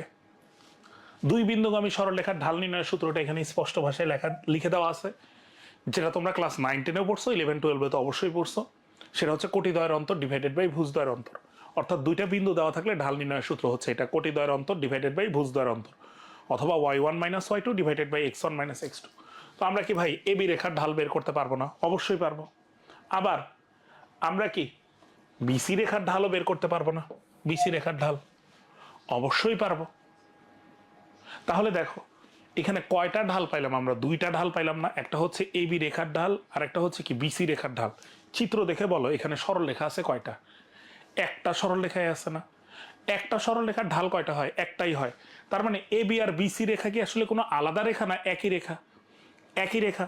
তাহলে আমরা বলতে পারি যে এই যে প্রথম দুই বিন্দুর ঢাল, প্রথম ও দ্বিতীয় বিন্দুর ঢাল, আর যদি দ্বিতীয় আর তৃতীয় বিন্দুর ঢাল সমান হয় তাহলে এই বিন্দু তিনটা সমরেখ হবে, যেটা এখানে তোমাকে স্পষ্ট ভাষায় বলে দিছে। কারণ এই তিনটা বিন্দু একই সরল রেখার উপর অবস্থিত। এবি রেখা যে কথা, বিসি রেখা যে কথা, এসি রেখা সেম কথা, এখানে কোনো আলাদা রেখা নাই। অর্থাৎ এবি রেখার ঢাল যা হবে বিসি রেখার ঢাল কি সেম হবে। তাহলে আমরা বলতে পারি যে এবি আর বিসি এর ঢাল যদি সমান হয় তাহলে এই বিন্দু তিনটা কি সমরেখ, যেটা এখানে স্পষ্ট ভাষায় বলে দেওয়া আছে। আরো সহজ ভাষায় বললে তিনটা বিন্দু তখনই সমরেখ হবে যখন প্রথম ও দ্বিতীয় বিন্দুর ঢাল এবং দ্বিতীয় ও তৃতীয় বিন্দুর ঢাল কি হবে? সমান হবে। তো চলো এই টাইপের একটা ম্যাথ আমরা একটু সলভ করে ফেলি। উদাহরণটা আমরা একটু পড়ে ফেলি। চলো উদাহরণ যেটা দেওয়া আছে দেখো কি বলছে। এইচ এর মান কত হলে 2,3 -4, -6 আর হচ্ছে কি h,12 বিন্দুত্রয় কি হবে? সমরেখ হবে। সমরেখ হওয়ার শর্ত একটু আগে বলে আসছি, প্রথম দুই বিন্দুর ঢাল। চলো আমরা প্রথম দুই বিন্দুর ঢাল বের করে ফেলি। কোটি দ্বয়ের অন্তর, কোটি দ্বয়ের অন্তর 3 - a +6, তাহলে 3 + 6 ডিভাইডেড বাই ভুজ দ্বয়ের অন্তর 2 + 4। বোঝা গেছে? কোটি দ্বয়ের অন্তর ডিভাইডেড বাই ভুজ দ্বয়ের অন্তর। দ্বিতীয় আর তৃতীয় বিন্দুর ঢাল বের করি। চলো -6 - 12 কোটি দ্বয়ের অন্তর -6 - 12 ডিভাইডেড বাই ভুজ দ্বয়ের অন্তর -4 - 8। 3 + 6 2 + 4 -6 - 12 -4 - 8। এই দুইটা ঢাল কি হবে? সমান হবে। একটু আগে আমরা বলে আসছি যে এই দুইটা ঢাল কি হবে? সমান হবে। ক্যালকুলেশনের জন্য উপরে রাখলাম 9, নিচে হচ্ছে 6 ইজ ইকুয়াল টু, এখানে হয় -18 লিখলাম হচ্ছে প্লাস, আর নিচে একটা মাইনাস কমন নিলে উপরে মাইনাস প্লাস কাটাকাটি চলে যাচ্ছে 4 + 8। তাহলে এখানে আসলে কত হইতেছে? 3 / 2 18 / 4 + 8। ক্যালকুলেশন করলে কত আসতেছে? 12 + 3h ইজ ইকুয়াল টু 36। তার মানে 36 থেকে তুমি যদি 12 বাদ দাও 24, তাকে যদি 3 দ্বারা ভাগ করো তাহলে h এর মান আসতেছে হচ্ছে 8। h এর মান কত আসলো? 8। এটাই আমার কাছে জানতে চাওয়া হয়েছে যে h এর মান কত হলে বিন্দুত্রয় সমরেখ হবে। h এর মান কত হলে? 8 হলে। বোঝা গেছে? এটা চাইলে আমরা ওই যে ক্ষেত্রফল দিয়েও করতে পারতাম, কিন্তু এটা বড় হবে। ক্ষেত্রফল দিয়ে কিভাবে করে?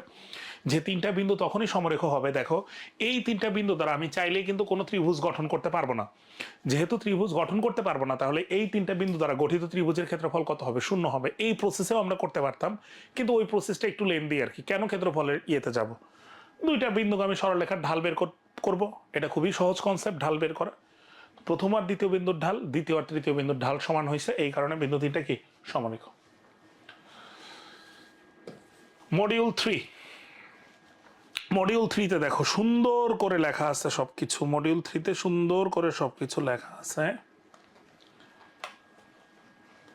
ত্রিভুজের বাহুর মধ্যবিন্দু, এগুলা জাস্ট একটু মনে রাখলে আমাদের জন্য সুবিধা হয়। ত্রিভুজের বাহুগুলার মধ্যবিন্দু DEF হলে, যেমন চিত্রে দেওয়া আছে, ডি হচ্ছে এবি এর মধ্যবিন্দু, ই হচ্ছে বিসি এর মধ্যবিন্দু, এবং ই হচ্ছে, এটা আসলে এফ, এটা ই না, একটু ভুল আছে, এটা হচ্ছে এফ। এফ হচ্ছে কি সি এর মধ্যবিন্দু। তো এই মধ্যবিন্দু দেওয়া থাকলে ত্রিভুজ ABC এবং ত্রিভুজ DEF এদের ভরকেন্দ্র কিন্তু সেম। আচ্ছা, এই বৈশিষ্ট্যটা মনে রেখো। ত্রিভুজ ABC এর ক্ষেত্রফল, এই যে ABC ত্রিভুজের যে ক্ষেত্রফল আছে, এই ক্ষেত্রফল হচ্ছে DEF ত্রিভুজের ক্ষেত্রফলের 4 গুণ। DEF ত্রিভুজের ক্ষেত্রফলের কি 4 গুণ। তাহলে তোমাকে যদি কখনো প্রশ্নে বলে দেওয়া থাকে A বিন্দুর স্থানাঙ্ক, B বিন্দুর স্থানাঙ্ক আর C বিন্দুর স্থানাঙ্ক দেওয়া থাকে, ধরো দেওয়া থাকলো, দেওয়ার পর তোমাকে বলছে ডিই আর এফ এর ক্ষেত্রফল, যেখানে ডিই এফ এর বৈশিষ্ট্য বলে দিচ্ছে যে এ বিবিসি আর সি এর মধ্যবিন্দু, তাহলে তুমি এবিসি ত্রিভুজের ক্ষেত্রফলই বের করবা, করে তাকে 4 দ্বারা ভাগ করবা, ঠিক আছে। আর যদি তোমাকে ডিইএফ দেওয়া থাকে, ধরো মধ্যবিন্দুগুলো দেওয়া আছে, তোমাকে এবিসি ত্রিভুজের ক্ষেত্রফল বের করতে বলছে, তাহলে তুমি প্রথমে ডিইএফ এর ক্ষেত্রফল বের করবা, করে একে 4 দ্বারা গুণ করবা, করলে এবিসি এর ক্ষেত্রফলটা চলে আসবে। আবার এখানে বলে দিছে এবিসি এর মধ্যমাগুলোর মধ্যবিন্দু ত্রয় যথাক্রমে পি কিউ আর হলে ত্রিভুজ পি কিউ আর এর এবিসি ত্রিভুজের ক্ষেত্রফল পি কিউ আর ত্রিভুজের ক্ষেত্রফলের কয় গুণ? 16 গুণ। মানে এখানে বলছে যে এই একটা মধ্যমা, এই একটা মধ্যমা, এই একটা মধ্যমা, প্রশ্ন অনুযায়ী এই মধ্যমার মধ্যবিন্দু ধরো এটা, এই মধ্যমার মধ্যবিন্দু ধরো হচ্ছে এইটা, এই মধ্যমার মধ্যবিন্দু ধরো হচ্ছে এইটা, এই তিনটা বিন্দু দ্বারা কি একটা ত্রিভুজ গঠন করতে পারবে না? এই ত্রিভুজের ক্ষেত্রফলটা হবে, তার মানে মধ্যমার মধ্যবিন্দু দ্বারা যে ত্রিভুজটা আছে সেই মধ্যবিন্দুগুলো যোগ করে যে ত্রিভুজটা পাবা, সেই ত্রিভুজের ক্ষেত্রফল হবে হচ্ছে এ বিসি, এই যে এ বিসি ত্রিভুজের ক্ষেত্রফলের 16 ভাগের 1 ভাগ। অথবা উল্টাও বলা যায় যে এবিসি ত্রিভুজের ক্ষেত্রফল হচ্ছে এই পি কিউ আর ত্রিভুজের ক্ষেত্রফলের কয় গুণ? 16 গুণ। যেমন এখানে তোমাকে প্রশ্নে কি বলছে দেখো, প্রশ্নে কি বলছে দেখো, এই বৈশিষ্ট্যগুলো মনে রাখলে তোমার আরো এক্সট্রা করে বিন্দু বের করতে হবে না, ক্যালকুলেশনটা সহজ হয়ে যায়। এবিসি ত্রিভুজের দেখো এখানে কিন্তু মধ্যমাত্রয়ের মধ্যবিন্দু দেওয়া আছে, এবিসি ত্রিভুজের মধ্যমাত্রয়ের মধ্যবিন্দু, তার মানে এই যে এই বিন্দুগুলো দেওয়া আছে, এই বিন্দুগুলো দ্বারা গঠিত ত্রিভুজে এই বিন্দুগুলো শীর্ষ মধ্যমাত্রার মধ্যবিন্দু দেওয়া আছে, এইটা এইটা এইটা, তোমাকে ক্ষেত্রফল বের করতে বলছে এবিসি। এখন এবিসি ত্রিভুজের ক্ষেত্রফল বের করতে গেলে ভাইয়া তোমার তো এবিসি শীর্ষবিন্দু 3টা লাগবে না? তো তুমি যদি শীর্ষবিন্দু বের করে তারপর ক্ষেত্রফল বের করতে যাও তাহলে কি সময় সাপেক্ষ না বিষয়টা? কিন্তু আমরা একটা বৈশিষ্ট্য জানা আছে যে এবিসি এর ত্রিভুজের ক্ষেত্রফলটা হচ্ছে পি কিউ আর ত্রিভুজের ক্ষেত্রফলের কয় গুণ? 16 গুণ। একটু আগে দেখে আসছি।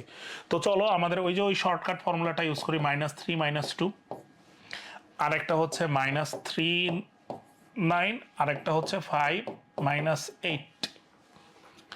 তাহলে ক্যালকুলেশন করার জন্য এখানে লিখবো শর্টকাট ওই যে +3 +2 +3 +2 +3 +2, ঠিক আছে। যেটা 0 0 সেটা বাদ। এখন আসো ক্ষেত্রফল নির্ণয়ের সময় একটা হাফ থাকে, হাফ লিখলাম, এটা 0 হয়ে গেল। 9 + 2 কত হয়? 11। 5 + 3 কত হয়? 8।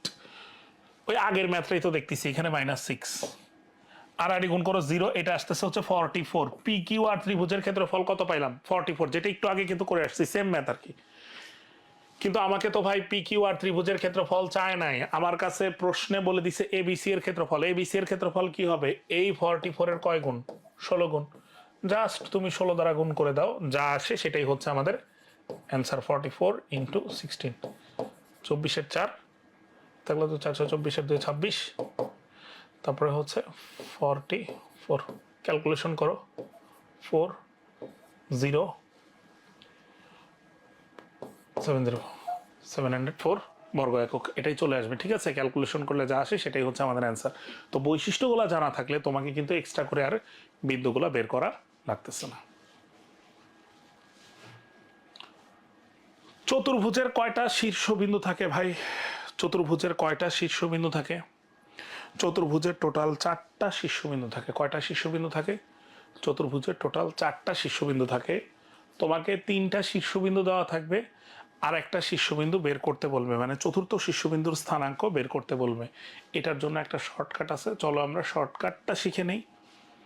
শর্টকাটটা খুবই সহজ, কঠিন কিছুই না। আমরা কিভাবে করতাম? ওই যে কর্ণ ধরে ধরে করতাম না, কর্ণের মধ্যবিন্দু বের করতাম। 2টা কর্ণ ছিল, চতুর্ভুজের 2টা কর্ণ থাকতো, 2টা কর্ণের মধ্যবিন্দু বের করতাম। 2টা কর্ণের মধ্যবিন্দু একই লিখে, ওই 2টা সমান লিখে ক্যালকুলেশন করে আমরা চতুর্থ শীর্ষ পেয়ে যেতাম। কিন্তু এখন আমরা আর অত বড় করে ক্যালকুলেশন করব না। আমাদের মেইন কাজ হবে চতুর্ভুজের 4টা শীর্ষবিন্দু দেওয়া থাকলে এইটা কার কার ক্ষেত্রে প্রযোজ্য? আয়তক্ষেত্র, বর্গক্ষেত্র, রম্বস এবং সামান্তরিক, এই 4টা টাইপের ক্ষেত্রেই প্রযোজ্য এই শর্টকাট টেকনিকটা, এবং এই 4টা টাইপ থেকে আসে। তো তুমি প্রথমে যে কাজটা করবা, যেমন আমি যদি উদাহরণে ম্যাথটা দিয়ে সলভ করি, যেমন এখানে বলে দেওয়া আছে P Q R S rhombus. P Q R S কি? রম্বস।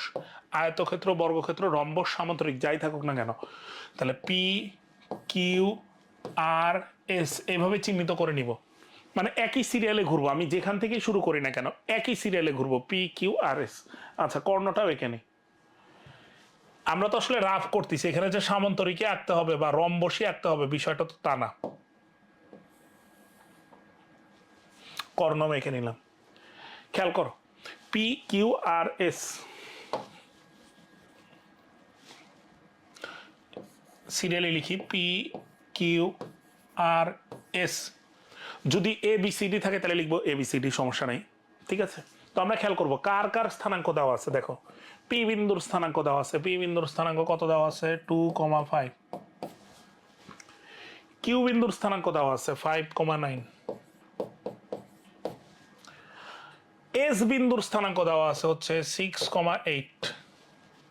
তো তোমাকে এখানে আর বিন্দুর স্থানাঙ্ক বের করতে বলছে।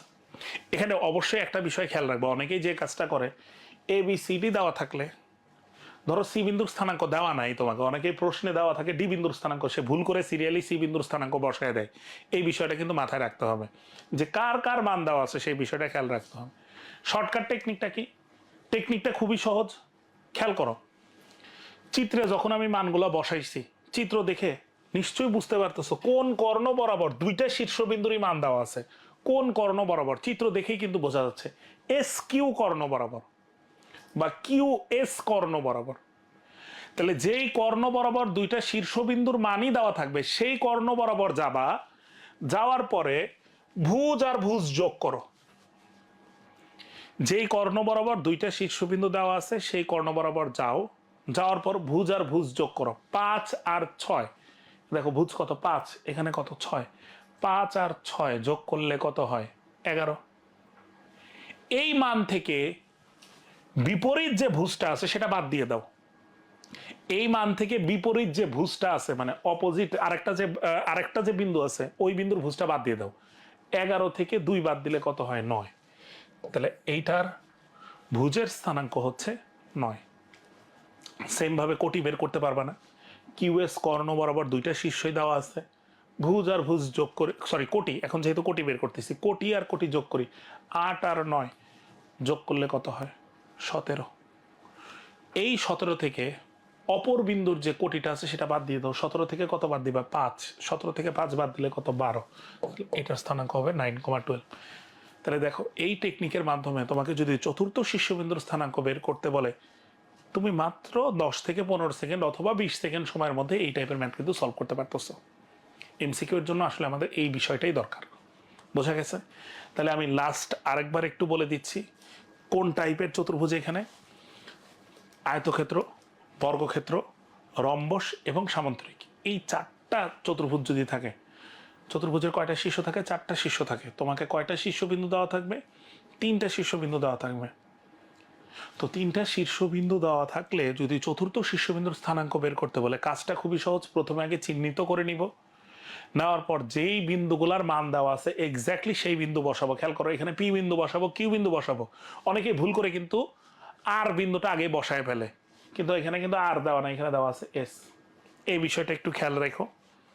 বসাইলাম, বসানোর পর কি করব? আমি চিত্রে খেয়াল করব যে কোন কর্ণ বরাবর দুইটা শীর্ষবিন্দুরই মান দেওয়া আছে। যেমন এখানে কিউএস কর্ণ বরাবর দুইটা শীর্ষেরই মান দেওয়া ছিল, সেখানে গিয়ে ভুজ আর ভুজ যোগ করে অপর ভুজ থেকে বাদ, কোটি আর কোটি যোগ করে অপর কোটি থেকে বাদ, শেষ।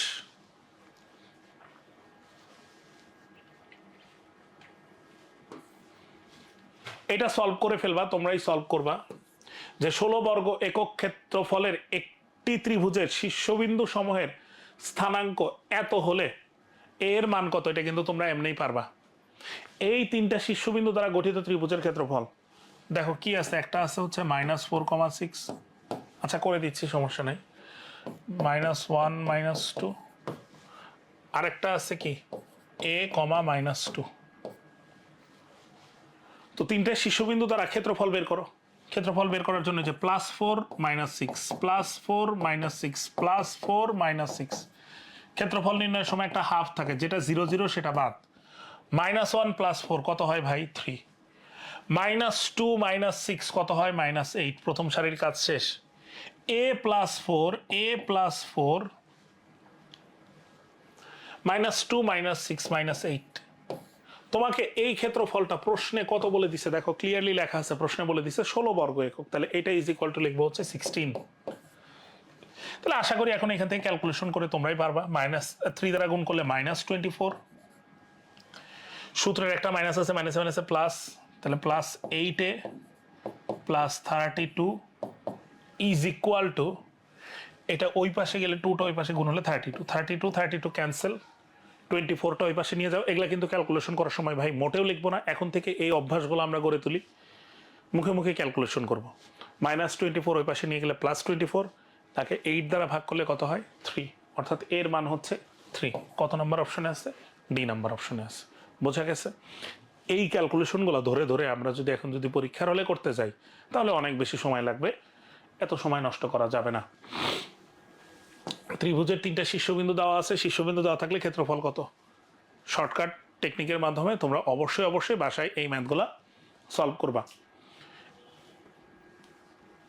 উক্ত চতুর্ভুজের ক্ষেত্রফল কত? আচ্ছা, একটি চতুর্ভুজের, আচ্ছা দেখো এখানে আমি 3টা বিন্দু নিয়ে কাজ করতে পারি, খেয়াল করো। একটা চতুর্ভুজ চিন্তা করলাম, তো আমাদের এটা তো চতুর্ভুজ, আসলে এটা হতে পারে আয়তক্ষেত্র, বর্গক্ষেত্র, রম্বস, সামান্তরিক, যে কোনো কিছু হতে পারে। তো আমরা ক্ষেত্রফল বের করার সময় একটা কি দিব? হাফ। এই যে এই সূত্রটা কাজে লাগবে, x1 x2 x3 করে দিচ্ছি আর কি, x1 x2 x3 x4 x1, y1 y2 y3 y4 y1। শেষ ক্যালকুলেশন করার সময় যখন এই দিক থেকে গুণ করবা তখন সবগুলা কি প্লাস, তাহলে 5, 4 আর 8 গুণ করলে হয় 32, 0 আর 4 গুণ করলে কত? 0, -3 আর 1 গুণ করলে -3। এই দিক থেকে যখন গুণ করবা তখন একটা করে কিন্তু মাইনাস আসবে। এই দুটো গুণ করলে হয় 4, কিন্তু সামনে হবে -4। এই দুটো গুণ করলে হয় -24, কিন্তু হবে হচ্ছে +24। এই দুটো গুণ করলে 0, সেটা আর লেখার দরকার নেই, গুণ করলে 4 হবে হচ্ছে -4। তো আমরা যদি ক্যালকুলেশনে যাই, 32 plus 24, 56 plus 5 61, 61 minus 3 58 minus 8 50 divided by 2 মানে হচ্ছে 25 বর্গ একক। 25 কত নাম্বার অপশনে আছে? সি নাম্বার অপশনে আছে। তার মানে ওই যে বলছিলাম, যদি সূত্রটা তোমাদের মনে থাকে, ওই সূত্রটা মানে সেকেন্ড যে সূত্রটা ছিল, প্রথমটা না কিন্তু সেকেন্ড যে ফর্মুলাটা ছিল, সেটা মনে থাকলে ক্ষেত্রফল বের করা খুব সহজ। চতুর্ভুজ আসুক, পঞ্চভুজ আসুক, তখন আমাদের কাজে লাগবে।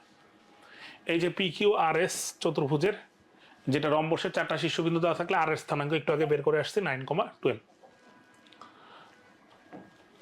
আচ্ছা, আজকের ক্লাসে আমাদের লাস্ট টপিকস সেটা হচ্ছে সঞ্চার পথ, যেটা মূলত তোমাদের হচ্ছে 3.8 চ্যাপ্টারে আছে। 3.8 চ্যাপ্টারে আছে। প্রশ্নটা পড়ো কি বলছে।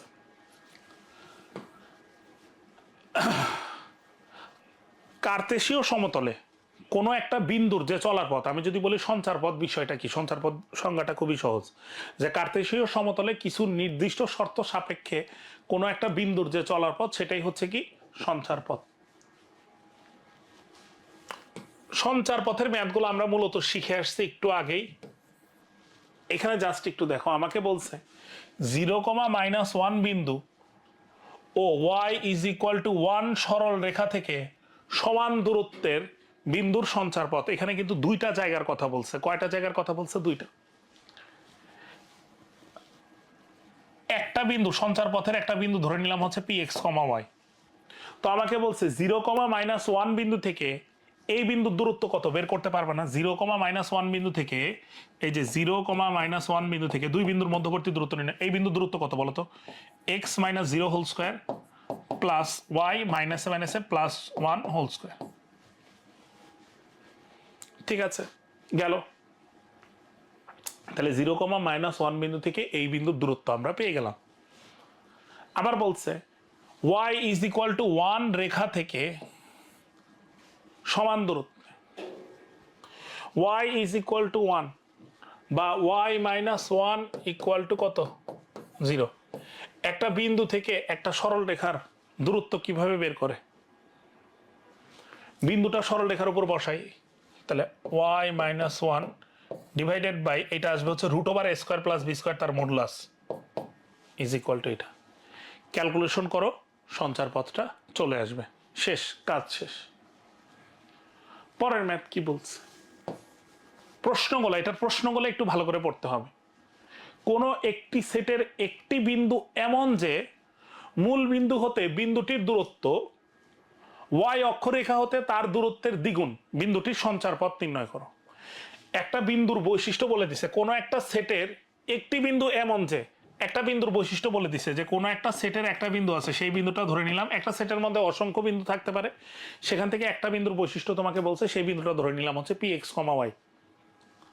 মূল বিন্দু হতে বিন্দুটির দূরত্ব, এই যে মূল বিন্দু হতে বিন্দুটির দূরত্ব বলতো 0,0 থেকে এক্স কমা ওয়াই, দুই বিন্দুর মধ্যবর্তী দূরত্ব না, কি হবে 0 মাইনাস এক্স হোল স্কোয়ার মানে হচ্ছে x square, 0 minus y whole square মানে কি ওয়াই স্কোয়ার। তো মূল বিন্দু হতে বিন্দুটির দূরত্ব ওয়াই অক্ষরেখা হতে, এই ওয়াই অক্ষরেখা হতে এই পি এক্স কমা ওয়াই বিন্দুর দূরত্ব কত বলতো, একটু আগে পড়ে আসছো না একদম ক্লাসের শুরুতে, একটু আগে বলতে মোটামুটি ক্লাসের শুরুতে, ওয়াই অক্ষরেখা হতে পি এক্স কমা ওয়াই বিন্দুর দূরত্ব, ওয়াই অক্ষরেখা হতে যে কোনো বিন্দুর দূরত্ব ওই বিন্দুর কিসের সমান, ভুজের সমান, ভুজের মডুলাসের সমান। দূরত্ব কখনো ঋণাত্মক হতে পারে না। তো খেয়াল করো, আগে ইজ ইকুয়াল টু দিলাম কেন। আচ্ছা, তো এখানে দুইটা জায়গার কথা বলছে, যে মূল বিন্দু হতে বিন্দুটির দূরত্ব, এই যে মূল বিন্দু হতে বিন্দুটির দূরত্ব, আর হচ্ছে ওয়াই অক্ষ হতে তার দূরত্বের, এই যে ওয়াই অক্ষরেখা থেকে দূরত্ব কত এক্স, এর কয় গুণ বলে দিছে তোমাকে, এর বলে দিছে দ্বিগুণ। ওয়াই অক্ষরেখা হতে তার দূরত্বের দ্বিগুণ, ওয়াই অক্ষরেখা হতে তার দূরত্বের কি দ্বিগুণ, 2 × x। ক্যালকুলেশন করি চলো, সহজ ম্যাথ। বর্গ করলাম, ঠিক আছে, y square is equal to 3x square, শেষ। Y square is equal to 5x square, শেষ। বুঝতে পারছি সবাই, আশা করি সবার ক্লিয়ার হয়েছে। তো এই ছিল হচ্ছে আমাদের সঞ্চার পথ সম্পর্কিত যে ম্যাথ সেইগুলা। তো আজকের ক্লাসে আমরা মূলত সরল রেখার অর্ধেক, মোটামুটি যে অর্ধেক যে অংশটা আছে সে অর্ধেক অংশটা শেষ করলাম, মানে সঞ্চার পথ পর্যন্ত মোটামুটি আমরা অর্ধেক অংশটা ধরি আর কি, 3.4 পর্যন্ত। বাকি যে অর্ধেক অংশটা আছে সেটা আমরা নেক্সট ক্লাসে মানে 20 তারিখে ইনশাল্লাহ আমরা শেষ করে ফেলবো, তাহলে আমাদের সরলরেখা চ্যাপ্টার ফুলি শেষ হয়ে যাবে। তো আজকে আমরা যতটুকু পড়ছি আর কি, বা যতটুকু পড়লাম বা যতটুকু শেষ করলাম, এইটুক থেকে 100% শিওর লিখে রাখো, অ্যাডমিশনে তো কোশ্চেন আসবেই। আপাতত যেহেতু তোমরা একাডেমিক, সামনে তোমাদের এইচএসসি 26 ব্যাচের পরীক্ষা খুবই ক্লোজ, এখান থেকে একটা এমসিকিউ, এই যে আজকে যতটুকু অংশ পড়লাম মাস্ট বি এটা আসবেই, এবং একটা ক নাম্বার প্রশ্ন আসবেই। সৃজনশীলের সরল রেখা থেকে এই অংশটা থেকে, সৃজনশীলের মধ্যে এই অংশটা থেকে অবশ্যই ক নাম্বার প্রশ্ন এবং একটা এমসিকিউ তুমি পাবাই, মাস্ট বি, এর মধ্যে কোনো ভুল নাই, ঠিক আছে, এটা তুমি পাবাই, অবশ্যই আসবে। তো সবাই এই অংশটা বাসায় ভালো করে সলভ করে ফেলো। এখানে যে স্লাইডে যে ম্যাথগুলো দেওয়া আছে এবং যেগুলো তোমাদের প্র্যাকটিস দেওয়া হয়েছে সেগুলো একটু ভালো করে সলভ করে নিও। এতটুকু করলেই হবে মোটামুটি, আশা করা যায়। এর বাইরে আর কোনো কিছু পড়ার দরকার নেই। সবাই একটু বেশি বেশি প্র্যাকটিস করো, প্র্যাকটিস করলেই দেখবা ক্যালকুলেশনটা পাওয়ারটা ভালো হচ্ছে, এবং আস্তে আস্তে যে বেসিকগুলো আছে সেগুলো তোমার ক্লিয়ার হয়ে যাবে, বারবার করবা। তো আমাদের আজকের ক্লাস এতটুকুই, দেখা হবে তোমাদের সাথে সরল রেখার দ্বিতীয় পর্বে আর কি, ইনশাল্লাহ আমরা ওই ক্লাসে সরল রেখা পুরোটা শেষ করে ফেলবো। তো ততদিন পর্যন্ত সবাই ভালো থাকো, সুস্থ থাকো, ধন্যবাদ সবাইকে, আসসালামু আলাইকুম।